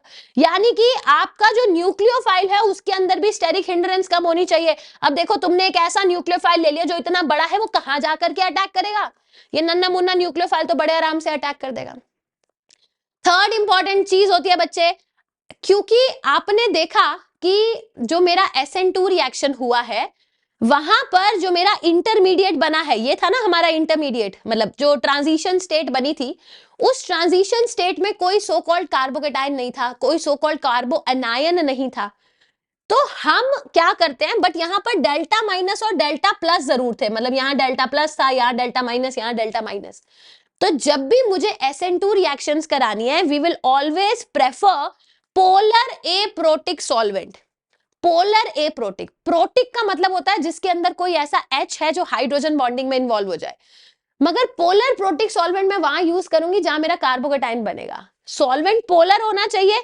पोलर क्यों होना चाहिए? क्योंकि इस नेगेटिव, इस डेल्टा नेगेटिव को भी तो स्टेबलाइज करना है। तो जो सॉल्वेंट होना चाहिए एकदम पोलर प्रोटिक नहीं होना चाहिए, ठीक ठाक की पोलैरिटी का होना चाहिए। The solvent must be polar A protic solvent. Last factor जो है, जो सबसे ज्यादा इंपॉर्टेंट फैक्टर है बच्चे, वो ये कहता है कि अगर आपके SN2 रिएक्शन अच्छी करानी है ना, तो जहां पर अटैक हो रहा है वहां डेल्टा पॉजिटिव ज्यादा होना चाहिए। एंड मेरे हिसाब से जितने भी आपके क्वेश्चंस हैं वो जनरली इसी फैक्टर के बेसिस पे हो जाएंगे। The more the delta plus, faster will be SN2 reaction. For example एक क्वेश्चन के साथ समझाती हूँ। मान लो मैंने यहाँ पर दो आपके रिएजेंट्स लिख रखे हैं, which is CH3 CH2 CH2 Cl। You agree, इस C पे डेल्टा प्लस है, इस Cl पे डेल्टा माइनस है, तो यहां पर आकर के अटैक करना है। बट द पॉइंट इज ये ethyl group plus I effect show करेगा, तो इस डेल्टा प्लस को कम कर देगा। अगला है CH2 double bond CH CH2Cl, तो यहां और यहां की स्टेरिक हिंड्रेंस लगभग बराबर है, बट यहां का जो कार्बन है वो sp2 हाइब्रिडाइज है, जिसकी वजह से it will show minus I effect. Minus I effect की वजह से यहां पर डेल्टा पॉजिटिव ज्यादा है, तो जहां जहां डेल्टा पॉजिटिव ज्यादा होगा वहां वहां SN2 रिएक्शन ज्यादा होगी। लिखो 4 बार 5 बार 6 बार लिखो। The more the delta positive the faster will be SN2। And then you come and complain कि मैम मेरे को ना थ्योरी आती है बट मेरे से क्वेश्चंस नहीं बनते हैं। क्या आपको ये थ्योरी आती है? क्या ये थ्योरी आती है? क्या ये थ्योरी आती है? ये याद होनी चाहिए चीजें। अगर ये चीजें याद होंगी ना तो क्वेश्चंस बनेंगे, बट द पॉइंट इज हमें याद ही नहीं होता। हम सोचते हैं कि ये याद करने लायक चीज है ही नहीं। फिर रेट ऑफ SN2 का क्वेश्चन आ जाएगा, फिर तुम करना भी चाहोगे और कर नहीं पाओगे। ठीक है, so be very very smart while doing the theory. Theory को कोई बच्चा छोड़ेगा नहीं, क्योंकि थ्योरी छूटी तो क्वेश्चंस तो वैसे ही नहीं बनने। समझ आ गया? Done, this is also done. अब आगे देखिए, अब मैं आपको कुछ ऐसे कंपाउंड्स के बारे में बताती हूँ जो SN2 शो ही नहीं करते हैं। फॉर एग्जाम्पल ये एक टर्शरी एल्काइल हैलाइड है, नजर आ रहा है यहां पर बच्चे। It is not possible for a nucleophile to come and attack, because इतने बल्कि ग्रुप्स हैं कि वो अटैक ही नहीं करने देंगे। सो दिस इज अ कंपाउंड जो SN2 रिएक्शन शो ही नहीं करता। अब एक ये कंपाउंड है, इसको भी थोड़ा डब्बे में लिख लो, बिकॉज ये बहुत बच्चे गलत करते हैं। Now this is the compound, बच्चे को ये लगता है कि मैम ये देखना यहां पर तो जिस कार्बन पे हैलोजन जुड़ा that is a primary carbon, इस पे तो आराम से अटैक हो जाएगा और Cl निकल जाएगा। ऐसा नहीं होता, क्योंकि इस कार्बन पे ये जो टर्शरी ब्यूटाइल ग्रुप जुड़ा हुआ ना, ये इतना बल्कि होता है कि ये दो हाइड्रोजन्स और ये टर्शरी ब्यूटाइल ग्रुप के चक्कर में कोई भी इनकमिंग न्यूक्लियोफाइल यहां आकर के अटैक ही नहीं कर पाता। So mark my words, mark these two compounds कि ये कभी भी SN2 रिएक्शन शो ही नहीं करेंगे। चमक गया? तो अभी हमने जितनी चीजें करी है ना वो more on the conceptual side थी, कि कॉन्सेप्ट के बेसिस पे कहाँ SN2 ज्यादा है, कहाँ कम है, कैसे जस्टिफाई करना है, वो सारी चीजें। अब आपके पेपर में, एंड आजकल जो पेपर का पैटर्न है, चाहे वो JEE का हो या नीट का हो या बिटसैट का हो, आजकल ये चीज मतलब मैंने लास्ट 3-4 साल में ये ऑब्जर्व किया है कि आपके पेपर में नेम रिएक्शन से क्वेश्चन आता ही आता है। अब वो नेम रिएक्शन हैलो एल्केन्स में से हो सकती है, वो नेम रिएक्शन अल्कोहल में से हो सकती है, but from any of the chapters name reactions आती हैं। मैच द फॉलोइंग दे रखा होता है, यहाँ पर रिएक्शन दे रखी है, यहाँ रिएजेंट दे रखा है और आपको मैच करना है। तो ऐसे नेम रिएक्शंस के क्वेश्चंस, और कई बार ABCD वाले में भी A से B बनेगा, B से C बनेगा। तो दो स्टूडेंट्स जो सबसे पहले, देखो अभी आप में से कई बच्चे ऐसे होंगे जिन्होंने मॉक्स वगैरह देने स्टार्ट करे और नंबर ही नहीं बन रहे, मतलब मार्क्स बन ही नहीं रहे हैं, तो सिलेक्शन तो दूर की बात है। तो उन सभी बच्चों को सबसे पहले ऐसे क्वेश्चंस को टारगेट करना चाहिए विच आर इजी क्वेश्चंस, जिनको करते ही +4 हो जाएगा, ज्यादा दिमाग ही नहीं लगाना। तो उन क्वेश्चंस को टारगेट करने के लिए नेम रिएक्शंस वाले सवाल सबसे ज्यादा जरूरी है करने। तो सबसे पहली हमारी जो नेम रिएक्शन है बच्चे, उसको बोलते हैं halogen exchange reaction. Halogen exchange मतलब एक हैलोजन हटा करके दूसरा हैलोजन लगाना है। एंड जो हमारी नेम रिएक्शन है पहली, उसको बोलते हैं स्वार्ट्स रिएक्शन। क्या है स्वार्ट्स रिएक्शन? भूलना नहीं है, ये NCERT में दे रखी है, ये बोर्ड्स में आती है, ये JEE में आती है, नीट में आती है, आनी चाहिए। देखो बच्चों, मेरे पास क्या है, आई हैव एल्काइल क्लोराइड। आप एल्काइल क्लोराइड ले लो, एल्काइल ब्रोमाइड ले लो। मैंने आपको शुरू में बताया था ना कि डायरेक्ट फ्लोरिनेशन नहीं करते हैं बिकॉज बहुत ज्यादा एक्सप्लोजिव होती है। तो अब मुझे अगर फ्लोरोएल्केन बनाना है, कोई फ्लोरिनेटेड कंपाउंड बनाना है, तो मैं डायरेक्ट तो करूंगी नहीं। हम क्या करते हैं, हमने एक एल्काइल हैलाइड ले लिया, उसकी रिएक्शन कराई बच्चे हैवी मेटल फ्लोराइड के साथ। हैवी मेटल फ्लोराइड जैसे सिल्वर का फ्लोराइड है, कोबाल्ट का फ्लोराइड है, मर्क्यूरी का फ्लोराइड है। मतलब मैंने एक हैवी मेटल फ्लोराइड लिया, होगा क्या, ये F माइनस आकर के बैक साइड अटैक करेगा, Cl को निकाल देगा, तो मेरे पास क्या बन गया CH3F और यहाँ से AgF निकल गया, या फिर यहाँ पर भी हमारे पास सिंपल AgF HgF ये क्या क्या कह रहे हैं AgCl निकल जाएगा, या अगर आपने Br लिया था तो AgBr निकल जाएगा, या फिर COCl3 निकल जाएगा।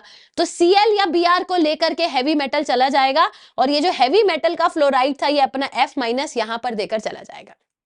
The reaction is Swarts reaction. अगली जो नेम रिएक्शन है बच्चे उसका नाम है Finkelstein reaction. What is the name reaction? Finkelstein reaction. इस रिएक्शन में भी आप देखिएगा एक हैलोजन को, दिख रहा है यहां पर, एक हैलोजन को दूसरे हैलोजन ने रिप्लेस कर दिया। जैसे फॉर एग्जांपल मेरे पास है CH3Cl या CH3Bi, हम इसकी रिएक्शन कराते हैं NaI की प्रेजेंस में, तो होगा क्या, ये I माइनस आकर के अटैक करेगा, Cl चला जाएगा, क्या बन गया CH3I प्लस NaCl। अब देखो इसका फायदा क्या है बच्चे, ये जो हम रिएक्शन कराते हैं ना, हम रिएक्शन कराते हैं इन the presence of acetone. Acetone वही जो नेल पेंट रिमूवर होता है, उसकी एक खास बात ये होती है कि वो ना NaI तो एसीटोन में आपका डिसॉल्व हो जाता है, बट NaCl NaBr जो निकल रहे हैं वो एसीटोन में डिसॉल्व ही नहीं होते। तो होता क्या है, जैसे ही CH3Cl पे NaI डाला, I माइनस का अटैक हुआ, NaCl निकला। अब NaCl में मतलब जो एसीटोन है उसके अंदर NaCl डिसॉल्व ही नहीं होता, तो NaCl ऐसे ना बैठता चला जाता है, बैठता चला जाता है। तो इसकी वजह से क्या होता है, वही ली-चैटलियस प्रिंसिपल हम यहाँ पे यूज करेंगे कि जैसे जैसे आपका प्रोडक्ट सेटल डाउन होता जा रहा है, reaction is going more and more in the forward direction.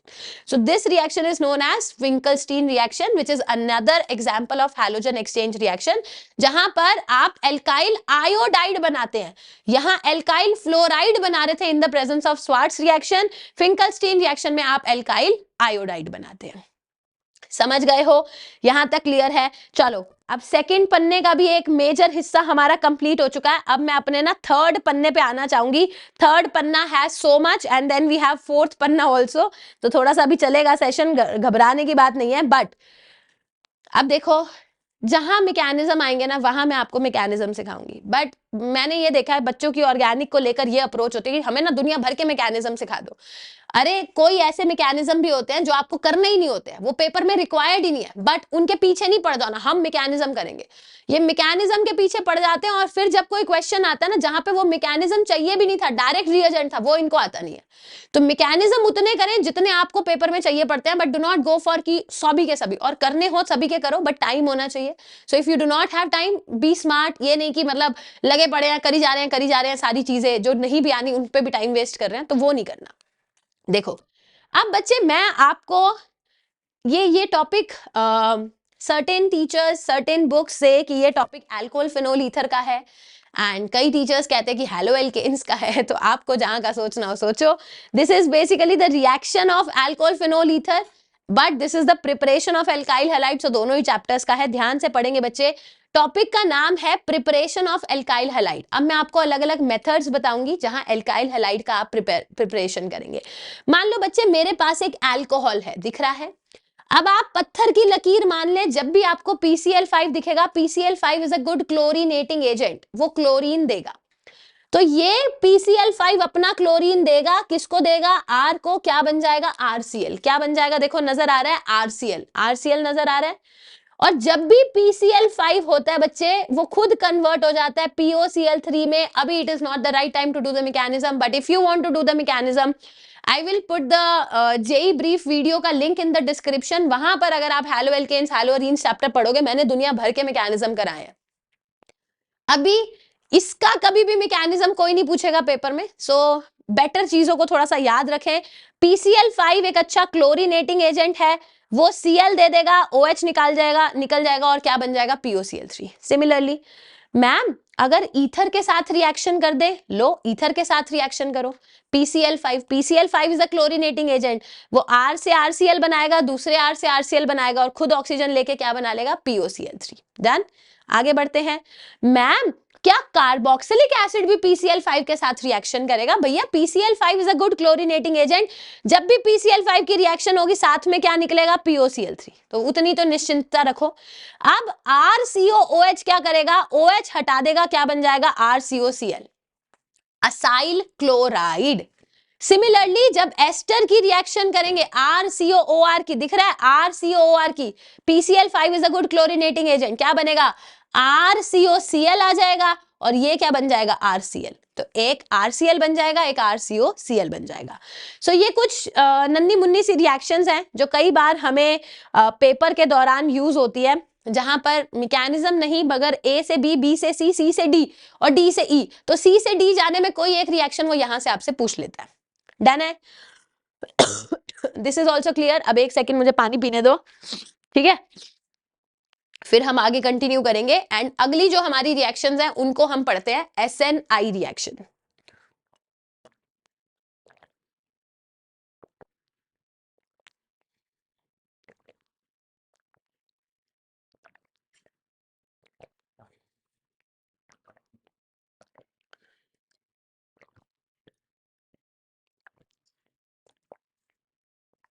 तुम्हारे काम आ रहे हैं ये नोट्स? मुझे कमेंट में जरूर बताया करो। अब रिकॉर्ड करके वीडियो डालू डज नॉट मीन कि तुम मेरे को बता नहीं सकते हो, तो मुझे बताया जरूर करो कि सब कुछ काम आ रहा है, नहीं आ रहा, क्या चेंजेस कर सकते हैं, कैसे इसको बेटर बना सकते हैं, तो do let me know in the comment section, ठीक है। और बाकी यार अपने दोस्तों के साथ शेयर करा करो, बहुत मेहनत लगती है, मतलब मैं तुम्हें लिटरली बताऊं ये सारा बैठ के लिखने में कि कब क्या पढ़ाना है बच्चों को, कितना पढ़ाना है जिससे सारे क्वेश्चंस बन जाए, ये सारा तामझाम करने में ही 3-4 घंटे मेरे चले जाते हैं जब सारा हैंड रिटन करना होता है। So it is very time consuming काम। सो डेफिनेटली तुम्हें अंत तक ये सारी सीरीज फॉलो करनी है and you need to make sure कि अपने सभी दोस्तों के साथ, चाहे वो जेई के दोस्तों, नीट के दोस्तों, स्कूल के दोस्तों, उनके साथ शेयर जरूर किया करो। भाई अब इतनी मेहनत कर रहे हैं तो let it go to all the students, and ताकि हर बच्चे को, अब देखो ना हर बच्चा अपने अपने बैठ के नोट्स बना रहा है, फिर टाइम लगा रहा है, तो इससे अच्छा जब बने बनाए मिल रहे हैं तो उनको डेफिनेटली यूज करो, ठीक है। चलो अब हम थोड़ा सा और आगे बढ़ते हैं। नाउ ये जो टॉपिक का नाम है, it's not there in JEE Mains, it's not there in NEET, but ये टॉपिक के क्वेश्चंस आपके जेई मेंस में भी है और आपके नीट में भी है, ठीक है।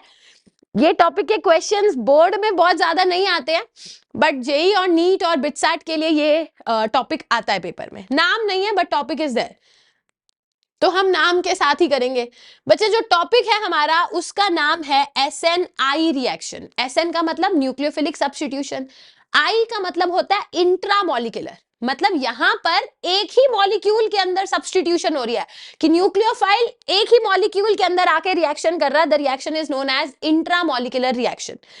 अगेन मैम क्या इसका मैकेनिज्म करना है? So if any one of you who is targeting a very very good rank, कि मतलब मैम मैं 300 में से 220 230 प्लस नंबर टारगेट कर रहा हूं, तो आपको SNI रिएक्शन का मैकेनिज्म आना चाहिए। बहुत ज्यादा नहीं आता पेपर में बट आना चाहिए। तो अगर किसी को SNI रिएक्शन का पूरा डिटेल मैकेनिज्म, क्योंकि इसके साथ एक मैकेनिज्म है, फिर एक दूसरा केस है और उसका भी मैकेनिज्म है, तो अपने आप में ये 20-25 मिनट का काम है। तो जो भी बच्चा देखना चाहता है इसका पूरा मैकेनिज्म, अगेन जेई ब्रीफ की वीडियो का link is there in the description, वहां से आप देख सकते हैं। But since today we are doing the mind map, इसमें हम हर वो इंपॉर्टेंट चीज कर रहे हैं जो पेपर में डायरेक्टली काम आएगी, तो वो मैकेनिज्म का पार्ट हम यहाँ पे डिस्कस नहीं कर रहे हैं। डायरेक्टली कैसे चीजें याद रखनी है, क्या क्या चीजें आपसे पेपर में डायरेक्टली पूछी जाएंगी, वो मैं आपको कराऊंगी। बच्चे रिएक्शन का नाम है डार्जन्स रिएक्शन। डार्जन्स रिएक्शन समझो, मेरे पास है बच्चे अल्कोहल ROH, इसकी रिएक्शन मैं करा रही हूं SOCl2 के साथ। SOCl2 का नाम है थायोनिल क्लोराइड। क्या नाम है? It's name is thionyl chloride. तो देखो डार्जन्स रिएक्शन ये आपके एनसीईआरटी में दे रखा है, they have not given the name but they have given this कि ROH के साथ SOCl2 की रिएक्शन कराते हैं, क्या बनेगा? देखो R के साथ Cl आ जाएगा, RCl बनेगा, H के साथ दूसरा Cl बन जाएगा, HCl गैस की फॉर्म में निकल जाएगी, और ये जो SO के साथ एक और O आ जाएगा, SO2 बन जाएगा। So according to class 12th की एनसीईआरटी एंड ये 12th के बोर्ड एग्जाम्स का क्वेश्चन है, कह रहे हैं कि ROH के साथ थायोनिल क्लोराइड की रिएक्शन कराते हैं। It is considered to be one of the best method for the preparation of alkyl halide. Why? क्योंकि जो इसके साइड प्रोडक्ट्स बनते हैं बच्चे वो गैस होते हैं, और गैस बनते ही उड़ जाती है, तो हमें सेपरेशन में कोई एक्स्ट्रा पैसा खर्च करना नहीं पड़ता। तो हो गया ना ये आपके सिलेबस का क्वेश्चन, क्योंकि this is given in NCERT. Mechanism नहीं है आपका एनसीईआरटी में, ना ही वो पूछते हैं, बट मैं आपको एक चीज बताती हूँ बच्चे, डार्जन रिएक्शन में ये जो R है ना, इसको आप फोकस करेंगे। Darzen, dar R R R word को फोकस करेंगे। देखो डार्जन्स रिएक्शन में एज ऑफ नाउ आपका JEE Mains, NEET, BITSAT, CUET सारे एग्जाम्स का काम बन जाएगा अगर आपको केवल ये वर्ड याद है रिटेंशन, तो मान लो मेरे पास ये एक अल्कोहल है जिसमें OH कहाँ है, ऊपर की साइड है। जब आप इसकी SOCl2 के साथ रिएक्शन करोगे तो आपको समझ आ रहा है मैम OH हट जाएगा, Cl आ जाएगा। तो अगर OH ऊपर की साइड था तो Cl कहाँ आना चाहिए, ऊपर की साइड। इसको बोलते हैं रिटेंशन इन कॉन्फ़िगरेशन, कि कॉन्फ़िगरेशन आपकी रिटेन रही इवन आफ्टर द रिएक्शन। कैसे रही आपने तो समझाया नहीं है, link is there in the description, वहां से आप चेक कर सकते हैं, जेई ब्रीफ में सिखाया है, समझाया है डिटेल में। बट अभी क्या याद रखना है, रिटेंशन। तो अब देखो कई बच्चे ऐसे होते हैं, दे आर लाइक कि ये तो गलत बात है, मैम ने तो रटवा दिया, हम तो मैकेनिज्म करेंगे, हमें मैकेनिज्म करना है, ये बिल्कुल गलत है, हमारा तो मन ही नहीं मान रहा, हम नहीं रटते हैं। कोई बात नहीं, तुम मैकेनिज्म कर लो। तुम मैकेनिज्म करने के बावजूद भी अगर याद नहीं रख पाए तो उस मैकेनिज्म करने का कोई फायदा नहीं है, ठीक है, समझे हो। मैं ये नहीं कह रही मैकेनिज्म करना इज रॉन्ग, मैं ये कह रही हूं मैकेनिज्म करने के बाद कंक्लूजन याद रखना जरूरी है। अब तुम्हें साइन A प्लस बी का निशान सर ने मान लो कोई फॉर्मूला बता दिया, उसकी डेरिवेशन भी बता दी। अब पेपर में सवाल आ रहा है कि साइन A प्लस बी का डायरेक्ट वैल्यू सब्स्टिट्यूट करके जो भी आ रहा है सवाल वो बताना है। तुम कहो नहीं मैं तो नहीं फॉर्मूला यूज करूंगा, आई एम अगेंस्ट, है ना, आई एम अगेंस्ट रट्टाफिकेशन, मैं तो नहीं करूंगा, मैं तो डिराइव करूंगा। अरे भैया जब क्वेश्चन को ही 3 मिनट लग रहे हैं और तुम 3 मिनट की डेरिवेशन कर रहे हो तो फिर कहाँ की समझदारी है। So same goes in chemistry, ये जो झंडे गाड़ने हैं वो नहीं गाड़ने यहाँ पे, हम तो मतलब हम नहीं रटेंगे, हम नहीं। अब तुम्हें जो करना करो, ठीक है। पॉइंट ये है कि डार्जन रिएक्शन में रिटेंशन होती है, इतना तुमको पता होना चाहिए। अब उसके पीछे की कहानी पता करनी है, इट्स अप टू यू। नहीं पता करनी तो इतना पता होना चाहिए, नहीं तो कहानी पता करने के बाद भी अगर याद नहीं रखा तो वो डार्जन रिएक्शन किसी काम की नहीं है। अब ध्यान से सुने बच्चे, यही मान लो अल्कोहल है और SOCl2 की रिएक्शन करा रही हूं, मगर अब मैंने ना पिरिडीन डाल दिया। अब again this was the second point जिसके बारे में मैं बात करी थी, इट इज टाइम कंज्यूमिंग। मैंने पिरिडीन डाल दिया, जैसे ही पिरिडीन डाला ना, पिरिडीन एक बेस की तरह एक्ट करेगा। अब भैया रिएक्शन पलट जाएगी, अब हमारे पास क्या हो जाएगा, इन्वर्जन। कैसे हो जाएगा, again answer is there in the description. But होगा क्या, जैसे मान लो यहाँ OH था, आपने SOCl2 डाला, इन the presence of pyridine reaction करिए। जब पिरिडीन की प्रेजेंस में रिएक्शन करोगे तो OH हटेगा, Cl आएगा, मगर Cl अब कहां से आएगा, नीचे की साइड से। So this was all about SNI reaction, जो कि again as I told you कई बार पेपर में आ जाता है, नाम नहीं है पेपर में, बट कई बार पेपर में ये पूछ ली जाती है चीजें, तो आपको आनी जरूर चाहिए। डन है, सबको यहां तक अच्छे से अच्छे चीजें समझ आ गई हैं। अब आगे देखते हैं अगली रिएक्शन है बच्चे, SN2AR रिएक्शन। अब ये SN2AR क्या बला है, this is nucleophilic substitution, this is nucleophilic substitution but aromatic substitution है। AR मतलब एरोमेटिक सिस्टम में, ध्यान से समझना बच्चे। ये रिएक्शन जो है इसका नाम भी आपके सिलेबस में मेंशन्ड है, यहां मैंने लिख भी रखा है, this reaction is known as Dow's process. Dow's process क्या होता है, मेरे पास क्लोरोबेंजीन है और क्लोरोबेंजीन में मैंने OH माइनस डाला है, NaOH डाला है, 623 केल्विन और 300 ATM पे मैं रिएक्शन कर रही हूं और ये मेरे पास बन रहा है फिनोल। तो क्लोरोबेंजीन से फिनोल बनाने का जो मेथड है, इस मेथड का ही दूसरा नाम है Dow's process. You need to remember the temperature and the pressure conditions for your JEE NEET BITSAT board CUET exam. तो क्लोरोबेंजीन में NaOH डालेंगे, 623 केल्विन 300 ATM पे फिनोल बन जाएगा। तो क्या तुम्हें समझ आ रहा है, 300 ATM, अभी तुम 1 ATM प्रेशर में हो, तुम्हारे ऊपर 300 गुना मैं प्रेशर लगा दूं तब जाके ये रिएक्शन होगी, सोचो। So don't you think this is very rigorous condition? Rigorous condition क्यों है, ध्यान से समझो। तुम इस OH माइनस का इस वाले कार्बन पर अटैक करना चाह रहे हो भैया, वैसे ही कार्बन और हैलोजन के बीच में पार्शियल डबल बॉन्ड कैरेक्टर है। पहली बात तो ये बॉन्ड टूटना ही नहीं चाहता, because it is a stronger bond, it is a shorter bond. और दूसरी बात ये, इस कार्बन पे डेल्टा पॉजिटिव था ही नहीं because of this benzene ring. More over ये बेंजीन रिंग इतना ज्यादा बल्कि है कि ये OH माइनस को कह रहा है कि भाई तू आई ना, तू मत आ यहाँ पर। तो इसीलिए जब भी मुझे एरोमेटिक न्यूक्लियोफिलिक सब्स्टिट्यूशन करानी होती है तो रिएक्शन बहुत ज्यादा टफ हो जाती है। Now to make the reaction easy, हम क्या करते हैं, हम ना ऑर्थो और पैरा पोजिशन पर इलेक्ट्रॉन विड्रॉइंग ग्रुप लगाते हैं। देखो, we put electron withdrawing group at ortho and para position. अब ऑर्थो और पैरा पे इलेक्ट्रॉन विड्रॉइंग ग्रुप लगाने का क्या फायदा है, ध्यान से देखेंगे। अगर मैंने इस NO2 को ड्रॉ किया, इट इज लाइक दिस, ठीक है, ये इससे खींचेगा, ये इससे खींचेगा, ये इसके पास आ जाएगा। आपको इतना दिखने लग जाएगा कि ऑर्थो और पैरा पोजीशन पे जो नाइट्रो ग्रुप है वो इतना इलेक्ट्रॉन विड्रॉइंग है कि वो यहां पर इस वाले कार्बन पर खूब सारा डेल्टा पॉजिटिव क्रिएट कर देता है। अब जैसे ही डेल्टा पॉजिटिव अच्छा क्रिएट हो गया, OH माइनस जाकर के अटैक करेगा और Cl को धक्के मार के निकाल देगा और OH वहां पर आ जाएगा। And one of the most common name reaction जो आपको पेपर में देखने को मिलेगी वो ये है, ये देखो, ये देखो, इसको बोलेंगे NO2, this is also NO2, this is also NO2। जब आप इसके अंदर OH माइनस डालेंगे, पहले पता क्या था, जब तीनों NO2 ग्रुप नहीं थे, 623 केल्विन 300 ATM पे रिएक्शन होती थी। अब अगर आप NaOH क्या सिंपल वाटर भी डाल के थोड़ा सा वार्म कर दोगे ना, जैसे गुनगुना पानी बोलते हैं, ल्यूक वार्म वाटर, ये OH आराम से आकर के अटैक कर देगा और मेरे पास क्या बन जाएगा, मेरे पास बन जाएगा 2,4,6 ट्राई नाइट्रोफिनोल, जिसको पिक्रिक एसिड का नाम दिया जाता है। This is also known as picric acid, पूरा नाम है इसका 2,4,6 ट्राई नाइट्रोफिनोल। सो हमारी एरोमेटिक सब्स्टिट्यूशन रिएक्शन जब भी करानी है, याद रखेंगे कि उसके लिए हमें ऑर्थो और पैरा पोजीशन पे क्या करना है, इलेक्ट्रॉन विड्रॉइंग ग्रुप्स लगाने हैं। समझ आ गया? सो this is also done. Now आगे बढ़ते हैं। SN2 हमने कर लिया, SNI कर लिया, SN2AR कर लिया। अब जो चौथी प्रकार की हमारी नेम रिएक्शन है बच्चे, उसका नाम है SN1 रिएक्शन। SN1 रिएक्शन कई बार पेपर में देखता है, कहता है कि इनमें से बताओ कौन सबसे जल्दी SN1 शो करेगा। कई बार वो SN1 का नाम ही नहीं लेता, कई बार वो बोलता है बताओ इनमें से सॉल्वोलिसिस कौन जल्दी शो करेगा। तो solvolysis reaction is also the name which is given to SN1 reaction. समझ आ गया? SN1 रिएक्शन में होता क्या है, ध्यान से समझेंगे। मेरे पास ये हैलोएल्केन है, मैंने एक पोलर प्रोटिक सॉल्वेंट लिया। पोलर प्रोटिक सॉल्वेंट क्या करता है, देखो ना, यहां पर इतना बल्कि है, बल्कि है, बल्कि है कि वो ऐसे चिड़ मच रही है कि यार दूर जा। तो वो Cl को फोर्स करते हैं कि तू अपने पेयर ऑफ इलेक्ट्रॉन लेके यहां से निकल ले, और जब वो Cl को फोर्स करेंगे कि तू अपने पेयर ऑफ इलेक्ट्रॉन लेकर निकल ले, तो सबसे पहले मेरे पास क्या बन जाएगा, कार्बोकेटाइन। याद रखिएगा कि SN1 रिएक्शन में हमेशा हमेशा कार्बोकेटाइन फॉर्मेशन होगा, और जब भी कार्बोकेटाइन बनेगा बड़ी मुश्किल से बनेगा ना, किसी भी बॉन्ड को तोड़ना सबसे मुश्किल होता है, उंगली तोड़ना कोई आसान है, तो सबसे ज्यादा दर्द होती है, सबसे ज्यादा एनर्जी देनी पड़ती है।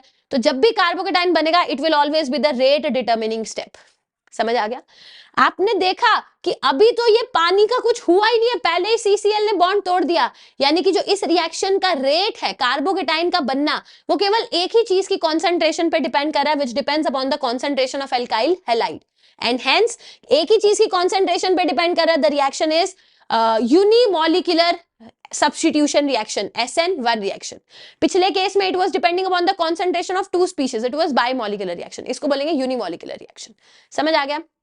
अब ध्यान से देखेंगे, तो पहले मतलब हैलोएल्केन था, स्लो स्टेप में कार्बोकेटाइन बना। अब ध्यान से देखेंगे बच्चे, डू यू अग्री कार्बोकेटाइन एक प्लेनर स्पीशीज होती है ना? मान लो यहां पर Cl था तो पहले Cl चला गया, अब जो कार्बोकेटाइन है वो प्लेनर स्पीशीज है। समझो समझो, शुरू से समझो। पहले Cl ऊपर की साइड था, ठीक है, पहले Cl ऊपर की साइड था। अब हमने पानी का अटैक कराना है, बट पानी का अटैक करने के लिए पहले तो Cl निकल गया, अब जो ओवरऑल स्पीशीज बनी वो क्या बनी, वो प्लेनर बनी। अब जब पानी का अटैक होगा वो ऊपर से भी हो सकता है, पानी का अटैक नीचे से भी हो सकता है। सो यहां पर we will get both the two products, जहां पर जिस साइड Cl माइनस था उसी साइड OH माइनस आ सकता है, या जहां Cl माइनस था उसके ऑपोजिट साइड OH माइनस आ सकता है। इसको बोलते हैं रेसिमाइजेशन। रेसिमाइजेशन का मतलब 50% R और 50% S, 50% डेक्स्ट्रो तो 50% लीवो। अभी RS डेक्स्ट्रो लीवो उन बच्चों को नहीं समझ आएगा जिन्होंने आइसोमेरिज्म नहीं पढ़ा, so better read isomerism, connected topics हैं, बिना आइसोमेरिज्म पढ़े ये वाला चैप्टर समझ नहीं आएगा। तो जब दोनों ही आपके 50% प्रोडक्ट्स बनेंगे, 50% R 50% S, तो ओवरऑल जो मिक्सचर बनता है बच्चे, उस मिक्सचर को बोलते हैं रेसिमिक मिक्सचर। समझ आ गया? क्या मैं ये बोल सकती हूँ कि मैम यहाँ पर पोलर प्रोटिक सॉल्वेंट चाहिए, कार्बोकेटाइन बन रहा है भैया, कार्बोकेटाइन को स्टेबलाइज करने के लिए कोई पोलर स्पीशीज चाहिए, तो हम क्या यूज करते हैं, पोलर प्रोटिक सॉल्वेंट। वहां पर SN2 में मैंने क्या कहा था, जहां डेल्टा पॉजिटिव ज्यादा, जहां स्टेरिक हिंड्रेंस कम, वहां SN2 ज्यादा। यहां मैं एक ही बात बोलूंगी बच्चे, यहां जहां कार्बोकेटाइन जितना ज्यादा स्टेबल बनेगा उतना ज्यादा रेट है, क्योंकि स्लो स्टेप क्या है, कार्बोकेटाइन का फॉर्मेशन। जहां जितना स्टेबल कार्बोकेटाइन बनेगा उतना स्टेबल क्या हो जाएगा हमारा, मतलब उतनी रेट हमारी क्या हो जाएगी, ज्यादा। समझ आ गया? अब एक नन्नू सा टॉपिक है, प्यारा सा टॉपिक है बच्चे। ये topic actually this is not a topic, it's a question. और it's not one question, there are so many questions जहां पर हम ये यूज करते हैं। इसको हम बोलते हैं रिंग एक्सपेंशन। तो ये टॉपिक मैं आपको मतलब ये क्वेश्चन है, बट मैं इसको थ्योरी की फॉर्म में आपको सिखाना चाहूंगी। तो ध्यान से एक बार समझे क्या लिखा है मैंने यहाँ पर, क्यों लिखा है, समझो। बच्चे मान लो मेरे पास ये कंपाउंड है CH2Cl, for example this is the compound. हमने कहा कि मैम यहाँ पे पता नहीं क्या हुआ कि पहले ना Cl को हमने निकाल दिया। मान लो मेरे पास 4 मेंबर्ड रिंग के, दोबारा सुनो, 4 मेंबर्ड रिंग के बाजू वाले कार्बन पर पॉजिटिव बन गया है समहाउ। या फिर मैम हमारे ना 3 मेंबर्ड रिंग के बाजू वाले कार्बन पर पॉजिटिव बन गया है। एक काम करो, पहले 3 के बाजू में सीखेंगे, फिर 4 के बाजू में सीखेंगे, फिर हम सीखेंगे 5 मेंबर्ड रिंग के जस्ट बाजू वाले कार्बन पे पॉजिटिव है। देखना बच्चे, जब भी 3 मेंबर्ड रिंग के जस्ट बाजू वाले कार्बन पर पॉजिटिव होगा, क्या आपको समझ आ रहा है कि 3 मेंबर्ड रिंग की वजह से देयर इज अ स्ट्रेन, ऊपर से बाजू वाले कार्बन पर पॉजिटिव है, तो वो शिफ्टिंग विफ्टिंग रीअरेंजमेंट करना चाहेगा। अब अगर आपने ये वाले हाइड्रोजन को उठा करके हाइड्राइड शिफ्ट करा दिया, तो प्रॉब्लम ये होगी कि अब आपका पॉजिटिव इस कार्बन पर आ जाएगा, जो कि मैं बिल्कुल बर्दाश्त नहीं कर सकती कि रिंग वाले कार्बन पे आपने पॉजिटिव दे दिया। भाई रिंग चाहती है कि मैं 60 डिग्री पे रहूं, कार्बोकेटाइन चाहेगा मैं 120 पे रहूं, तो बहुत ही बखेड़ा खड़ा हो जाएगा। तो हम क्या करते हैं, अब ध्यान से सुनेंगे, मेरी पहले लैंग्वेज को ध्यान से सुनेंगे, वो बहुत इंपॉर्टेंट है। जब भी 3 मेंबर्ड रिंग के बाजू वाले कार्बन पर पॉजिटिव है, 3 मेंबर्ड रिंग के बाजू वाले कार्बन पे पॉजिटिव है, 4 मेंबर्ड रिंग के बाजू वाले कार्बन पे पॉजिटिव है, या जब भी 5 मेंबर्ड रिंग के बाजू वाले कार्बन एटम पे पॉजिटिव है, तो हमेशा रिंग एक्सपैंड होगी। रिंग एक्सपैंड होने का मतलब देखो क्या करना होता है, आपने ये और ये बॉन्ड तोड़ देना। देखो मेरे साथ साथ करेंगे, मैं व्हाइट कलर ले लेती हूं। आपने ये और ये कोई भी एक बॉन्ड तोड़ देना है। जब आपने एक बॉन्ड तोड़ा, तो आपने क्या करना है, इस कार्बन और इस कार्बन का बॉन्ड जोड़ देना है, और जो पॉजिटिव आपने इस कार्बन पर रखा था, है ना, वो देखो, दोबारा दिखाऊं, ये देखो, ये देखो, यहां से करना सीखते हैं। ये था, पहले मैं 5th का सिखाती हूँ, वो थोड़ा आसान लगेगा आपको। आपने जब भी 5 मेंबर्ड रिंग के बाजू वाले कार्बन पे पॉजिटिव देखा, तो हमने कहा मैम हम बॉन्ड तोड़ेंगे। लो, यहां बॉन्ड तोड़ा, बॉन्ड तोड़ दिया, ये वाला बॉन्ड टूटा, सबको दिख गया ये बॉन्ड टूट गया। अब इस वाले कार्बन का जो बॉन्ड टूटा था उसको इसके साथ जोड़ दो, जुड़ गया। तो इसका बॉन्ड टूटा और इसका बॉन्ड बना, कोई प्रॉब्लम नहीं है। इसका बॉन्ड टूटा और बना, कोई प्रॉब्लम नहीं है, तो इसका पॉजिटिव गायब हो गया, और पॉजिटिव किस पे चला जाएगा, बाजू वाले पे। मेरे पास क्या आ जाएगा, directly 6 membered ring with a positive. दोबारा देखो, जब भी 4 मेंबर्ड रिंग, जब भी 4 मेंबर्ड रिंग के जस्ट बाजू वाले कार्बन पे पॉजिटिव है, हम क्या करेंगे, ये बॉन्ड तोड़ देंगे, कोई एक बॉन्ड तोड़ दो। जब कोई एक बॉन्ड तोड़ा, इस बॉन्ड को इस कार्बन के साथ कंबाइन कर दो, कर दिया। अब जब इस कार्बन के साथ तुमने कंबाइन कर दिया, तो पॉजिटिव यहां से गायब हो गया, पॉजिटिव यहां आ जाएगा। तो आपको दिखा, हमेशा 4 मेंबर्ड रिंग किस में चली जाएगी, 5 में, 5 मेंबर्ड रिंग किस में चली जाएगी, 6 में। अब 3 मेंबर्ड रिंग वाला आप करेंगे। मैम जब भी 3 मेंबर्ड रिंग के बाजू वाले कार्बन पे पॉजिटिव है, आपने सिखाया बॉन्ड तोड़ दो, हमने बॉन्ड तोड़ दिया। देखो बॉन्ड तोड़ दिया मैंने। अब जो बॉन्ड तोड़ा उसको दूसरे कार्बन के साथ जोड़ दिया।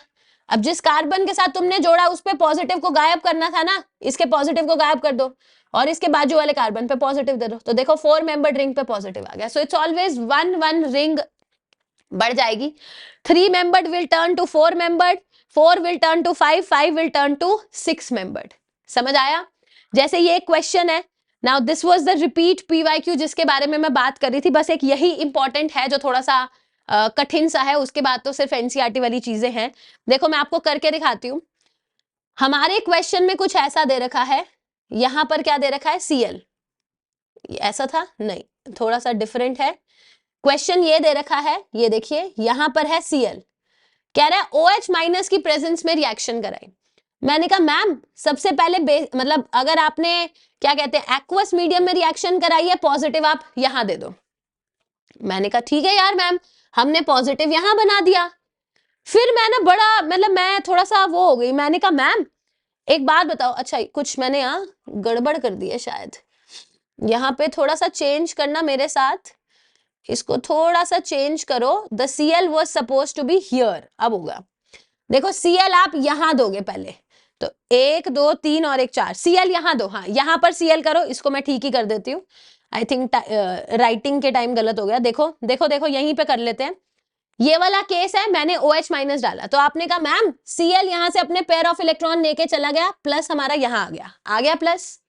फिर मैंने कहा मैम 5 मेंबर्ड रिंग के जस्ट बाजू वाले कार्बन पे पॉजिटिव है, नजर आ रहा है, 5 मेंबर्ड रिंग के जस्ट बाजू वाले कार्बन पे पॉजिटिव है, तो रिंग एक्सपेंशन।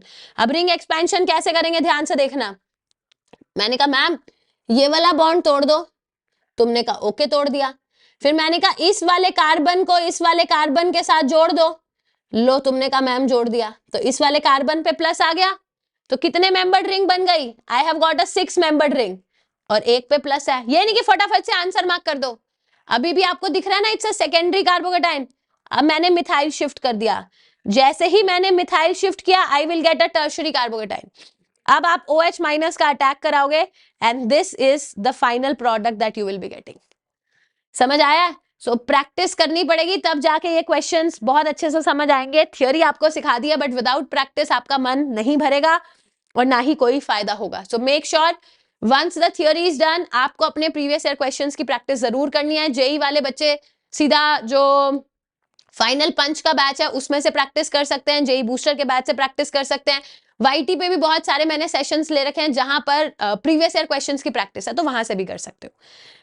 डन है, समझ आ गया? चलिए अब ना मेरे पास जब आप हैलो एल्केन्स हैलो अरीन्स की एनसीईआरटी पढ़ते हैं, सो वहां पर कुछ एनसीईआरटी स्पेसिफिक टॉपिक्स गिवन है, मुझे 15-20 मिनट और लगेंगे and then will be able to wind up. तो हमारे पास कुछ एनसीईआरटी स्पेसिफिक टॉपिक्स गिवन है, जैसे कुछ फिजिकल प्रॉपर्टी से रिलेटेड चीजें गिवन है। तो अब वो एनसीईआरटी बेस्ड चीजें जो भी मुझे मिली हैं वो मैं आपको सिखाना चाहती हूँ। फिजिकल प्रॉपर्टी सबसे पहले मैं आपको पढ़ाऊंगी, ध्यान से सुनेंगे। ये क्लास 11th में भी हमने करी है, क्लास 12th में भी हम कर रहे हैं, ध्यान से देखना बच्चे। मेरे पास 4 कार्बन एटम स्ट्रेट चेन में है और Br है। मेरे पास 4 कार्बन एटम स्ट्रेट चेन में है मगर Br सेकंड पोजीशन पे लगा हुआ है। मेरे पास 3 कार्बन एटम स्ट्रेट चेन में एक Br लगा, मतलब बीच वाले कार्बन पे Br है और बीच वाले कार्बन पे CH3 भी है। और मेरे से कोई आके बोले कि इनका बॉइलिंग पॉइंट का ऑर्डर देखो, तो क्या मैं ये बोल सकती हूँ कि मैम एक बात आप जेन्युइनली देखना, इन सबका मॉलिक्यूलर मास सेम है, तो जो बॉइलिंग पॉइंट होता है वो इस बात पर डिपेंड करता है कि what is the van der Waals forces of attraction. यहां पर साइज बड़ा है, जैसे जैसे हम ब्रांचिंग करते हैं साइज घटता है, जब जब आप ब्रांचिंग करेंगे साइज घटेगा, साइज घटेगा van der Waals forces of attraction घटेंगे, van der Waals forces of attraction घटेगा तो दो मॉलिक्यूल्स के बीच में उतना ज्यादा फोर्स ऑफ अट्रैक्शन है ही नहीं, अब कम टेम्परेचर पे भी बॉयल हो जाएगा। तो आपको क्या दिख रहा है कि मैम जैसे जैसे आपने ब्रांचिंग बढ़ाई सरफेस एरिया घटा, सरफेस एरिया घटा, van der Waals forces of attraction घटे, बॉइलिंग पॉइंट घटा। आ गया। एक अगला क्वेश्चन जो हमारी एनसीईआरटी में दे रखा है, दैट इज डाइक्लोरोबेंजीन का मेल्टिंग पॉइंट का ऑर्डर। देखना जरा, यहां पर हमने 2 क्लोरीन्स को पैरा पे लगा दिया, यहां 2 क्लोरीन्स को ऑर्थो पे लगाया, यहां दोनों क्लोरीन्स को मेटा पे लगाया, और मेरे से वो पूछता है मेल्टिंग पॉइंट का ऑर्डर। मैंने कहा मैम मेल्ट किसको करते हैं, मेल्ट सॉलिड को करते हैं, और सॉलिड में क्या है, क्लोज पैकिंग है। तो क्या आपको ये बात समझ आ रही है कि मैम पैरा डाइक्लोरोबेंजीन इतना ज्यादा सिमेट्रिकल है कि बड़े सारे पैरा डाइक्लोरोबेंजीन एक दूसरे के साथ चिपक जाएंगे, क्योंकि एकदम देखो ना सिमेट्रिकल है, एक यहाँ एक यहाँ यहाँ यहाँ यहाँ यहाँ यहाँ। तो पैरा डाइक्लोरोबेंजीन के अंदर क्लोज पैकिंग इतनी अच्छी है कि उनके बीच में जो फोर्सेस ऑफ अट्रैक्शन है वो बहुत ज्यादा है, उनको दूर करना बहुत मुश्किल हो जाएगा। तो पैरा डाइक्लोरोबेंजीन का मेल्टिंग पॉइंट सबसे ज्यादा, ये प्रीवियस ईयर क्वेश्चन है, मोस्ट इंपॉर्टेंट क्वेश्चन है। अगर मैं बात करती हूँ ऑर्थो और मेटा डाइक्लोरोबेंजीन में, जैसे जैसे देखो ना, ये एंगल है 60 डिग्री, तो इसका डाइपोल ज्यादा है, एंगल है 120 डिग्री, तो डाइपोल कम है। तो जैसे जैसे आपने, मतलब ऑर्थो का डाइपोल मोमेंट ज्यादा है, पोलैरिटी ज्यादा है, एंड हेंस ऑर्थो का मेल्टिंग पॉइंट ज्यादा होगा कंपेयर टू मेटा। सो जो ओवरऑल ऑर्डर आएगा वो है पैरा ऑर्थो मेटा। अब जो बच्चे ये नहीं पढ़ के जाएंगे, जिनके नोट्स में ये नहीं है, उन बच्चों को लिए ये चीज करना बड़ा मुश्किल हो जाता है, बड़ा टफ हो जाता है कि यार ये हो क्या रहा है। तो एक बार पढ़ रखा होगा तो दिक्कत नहीं होगी। आगे देखो, अगला क्वेश्चन आता है बच्चे डेंसिटी का। ये देखो CH3 मतलब C3H7Cl Bri, तो जैसे जैसे क्लोरीन को ब्रोमीन को आयोडीन में कन्वर्ट करेंगे तो मास बढ़ेगा, मास बढ़ेगा तो डेंसिटी बढ़ेगी, ये समझ आ रहा है। यहाँ पर देखना 2 क्लोरीन है, यहाँ 3 क्लोरीन है, 4 क्लोरीन है, तो जैसे जैसे मास बढ़ेगा, डेंसिटी क्या होता है, मास पर यूनिट वॉल्यूम, जैसे जैसे मास बढ़ेगा डेंसिटी बढ़ेगी। तो ये कुछ फिजिकल प्रॉपर्टी से रिलेटेड क्वेश्चंस हैं जो दे रखे हैं बुक में, जो आपको आने चाहिए। सिमिलरली अब ये 3 डब्बे हैं, मतलब आई मीन एक डब्बे में ये 3 चीजें दे रखी है, सुपर इंपॉर्टेंट। आप नहीं पढ़ोगे, आपके शॉर्ट नोट्स में नहीं होगा, आप दुनिया भर के मैकेनिज्म करके चले जाओ, इसको कैसे जस्टिफाई करोगे, तो ये आने चाहिए। अगला जो क्वेश्चन आता है वो आता है बॉन्ड लेंथ का, जैसे CF CCl CBr CI। तो क्या आप मान रहे हो कार्बन तो सेम है हर जगह, जैसे जैसे आप फ्लोरीन से क्लोरीन से ब्रोमीन से आयोडीन गए, साइज बढ़ा, distance between carbon and halogen बढ़ा, बॉन्ड लेंथ बढ़ा। सिमिलरली जैसे जैसे मैं नीचे आऊंगी बॉन्ड का साइज बढ़ेगा तो बॉन्ड वीक हो जाएगा, बॉन्ड की स्ट्रेंथ कम हो जाएगी, बॉन्ड एंथैल्पी कम, तो बॉन्ड एंथैल्पी का ऑर्डर एकदम उल्टा हो जाएगा, CF का ज्यादा, फिर CCl का, फिर CBr का और CI का सबसे कम बॉन्ड एनर्जी है। अब जो चीज आप सोच भी नहीं पाते कई बार, उसको बोलते हैं डाइपोल मोमेंट। देखो डाइपोल मोमेंट क्या होता है, डाइपोल मोमेंट होता है mu is equal to q into d, यही होता है ना, the charge separation multiplied by d. अब ध्यान से देखो, मेरे पास चार बॉन्ड्स हैं, CF CCl CBr CI। तो ध्यान से देखो, अगर मैं लेटस से चार्जेस के बेसिस पर निकालू तो मेरा आंसर आना चाहिए CF, फिर CCl, फिर CBr, फिर CI। क्यों? क्योंकि CF में F इज मोस्ट इलेक्ट्रोनेगेटिव, तो चार्ज सेपरेशन ज्यादा है। अगर मैं डिस्टेंस के बेसिस पे निकालू तो आंसर होगा CF सबसे कम, फिर CCl, फिर CBr, फिर CI। क्यों? क्योंकि C और I के बीच में जो बॉन्ड लेंथ है 5% है मेरी इसमें बैटरी, अब देखते हैं चलता है नहीं चलता। तो C और I के बीच में जो बॉन्ड का डिस्टेंस है वो बहुत ज्यादा है, तो डाइपोल ज्यादा होना चाहिए। तो एक जगह CF कह रहा है मैं जीतूंगा, एक जगह CF कह रहा है कि मैं हार जाऊंगा। तो अब जो हमारा फाइनल ऑर्डर आता है पता है कौन है, बाजी कौन मारता है, CCl। तो ओवरऑल ऑर्डर पता है क्या आता है, ओवरऑल ऑर्डर आ जाता है CCl सबसे आगे, फिर CF, फिर CBr, फिर CI। तो CCl सबसे आगे, CF, फिर CBr, फिर CI। ये नहीं याद रहता तो इसको याद रखना सबसे ज्यादा जरूरी है। मैं एक काम करती हूँ, लो पावर मोड ऑन कर देती हूँ, कैसे होगा नहीं पता। Hey Siri low power mode on कर दे बहन। ओके अरे फोन में नहीं दीदी, hey Siri low power mode on. Oh good, अब 5% बैटरी है, लेट अस सी की चल जाए, एक ही पन्ना रह गया हमारा तो क्योंकि ये ऑलरेडी मतलब ये कनेक्शंस ऐसी हो रखी हैं कि इसमें और पोर्ट ही नहीं है कि मैं चार्ज पे लगाऊं। समझ आ गया यहाँ तक, इट इज क्लियर। तो अब मैं थोड़ी देर के लिए स्पीड बढ़ा रही हूँ, बिकॉज नहीं तो मेरी वीडियो खराब हो जाएगी, मुझे दोबारा 3 घंटे की रिकॉर्डिंग करनी पड़ेगी, जो कि मेरी हिम्मत नहीं है। आगे देखिए बच्चे, अब अगेन नाउ ये एनसीईआरटी की चीजें हैं। So there are another preparation methods जो मैं ऑलरेडी डिटेल में करा चुकी हूँ, बट एनसीईआरटी में शॉर्ट में एक ही जगह पे दे रखी है, तो वो मैं आपको करा देती हूँ। बच्चे देखिए, मेरे पास है अल्कोहल। क्या है मेरे पास? अल्कोहल। अल्कोहल में मैंने अभी आपको सिखाया कि जब हम SOCl2 डालते हैं एल्काइल हैलाइड बनेगा। यस मैंने आपको सिखाया PCl5 डालेंगे, PCl3 डालेंगे, देखो PCl5 डालेंगे एल्काइल हैलाइड बनेगा, PCl3 डालेंगे एल्काइल हैलाइड बनेगा, ये हमने सीखा। अब एक चीज जो एनसीईआरटी में गिवन है, जो पेपर में आती है, जब आप रेड फॉस्फोरस हैलोजन डालते हैं, again it's a good chlorinating agent, red phosphorus halogen पहले वही PX3 PX5 ही बनाएगा, तो डायरेक्टली PX5 या PX3 लिखने की बजाय कई बार वो रेड फॉस्फोरस हैलोजन लिख देता है, ये भी क्या बना देगा? Alkyl halide. ध्यान से सुनेंगे। Now this is Lucas reagent, और इस लुकास रिएजेंट को मैं इंट्रोड्यूस करूंगी अल्कोहल फेनोल ईथर चैप्टर में, बट अभी के लिए बस रिएजेंट बता रही हूं, I am not telling the name. बच्चे जब आप अल्कोहल के अंदर ROH के अंदर HCl डालते हैं, concentrated ZnCl2, concentrated HCl in the presence of anhydrous ZnCl2, आपके पास बन जाएगा RCl। क्या बोला मैंने? ROH plus HCl। मैकेनिज्म पता है मुझे बचा है, but mechanism will be doing in the next chapter, चलो करा ही देती हूँ। देखो HCl टूटेगा, क्या बनाएगा? H plus plus Cl minus. अब ROH जाकर के H प्लस पर अटैक करेगा, ये क्या बनाएगा? ROH2 डॉट डॉट पॉजिटिव, फिर ये निकल जाएगा, R प्लस बनेगा, Cl माइनस आकर के अटैक करेगा, मेरे पास क्या बन जाएगा? RCl। नहीं समझ आया? Mechanism will be there in the alcohol phenol ether chapter. कुछ तो अल्कोहल के लिए छोड़ो, सब कुछ यहाँ करेंगे तो फिर चैप्टर का नाम हैलो एल्केन्स कैसे दूं मैं। नाउ वन एक हिडन सी रिएक्शन है जो कि ना एनसीईआरटी में दे रखी है, कई बार गलती से पेपर में सवाल भी आ जाता है। देखो क्या है, मैं ना कई बार देखो अभी उसने क्या किया, सीधा HCl को ऐड करना है। यहां पर ना इन्होंने NaBr को H2SO4 के साथ दे रखा है, तो देखो बनता क्या है, Na पे प्लस है, Br पे माइनस है, H2SO4 में H पे प्लस है, HSO4 माइनस है, ये हट जाएगा ना।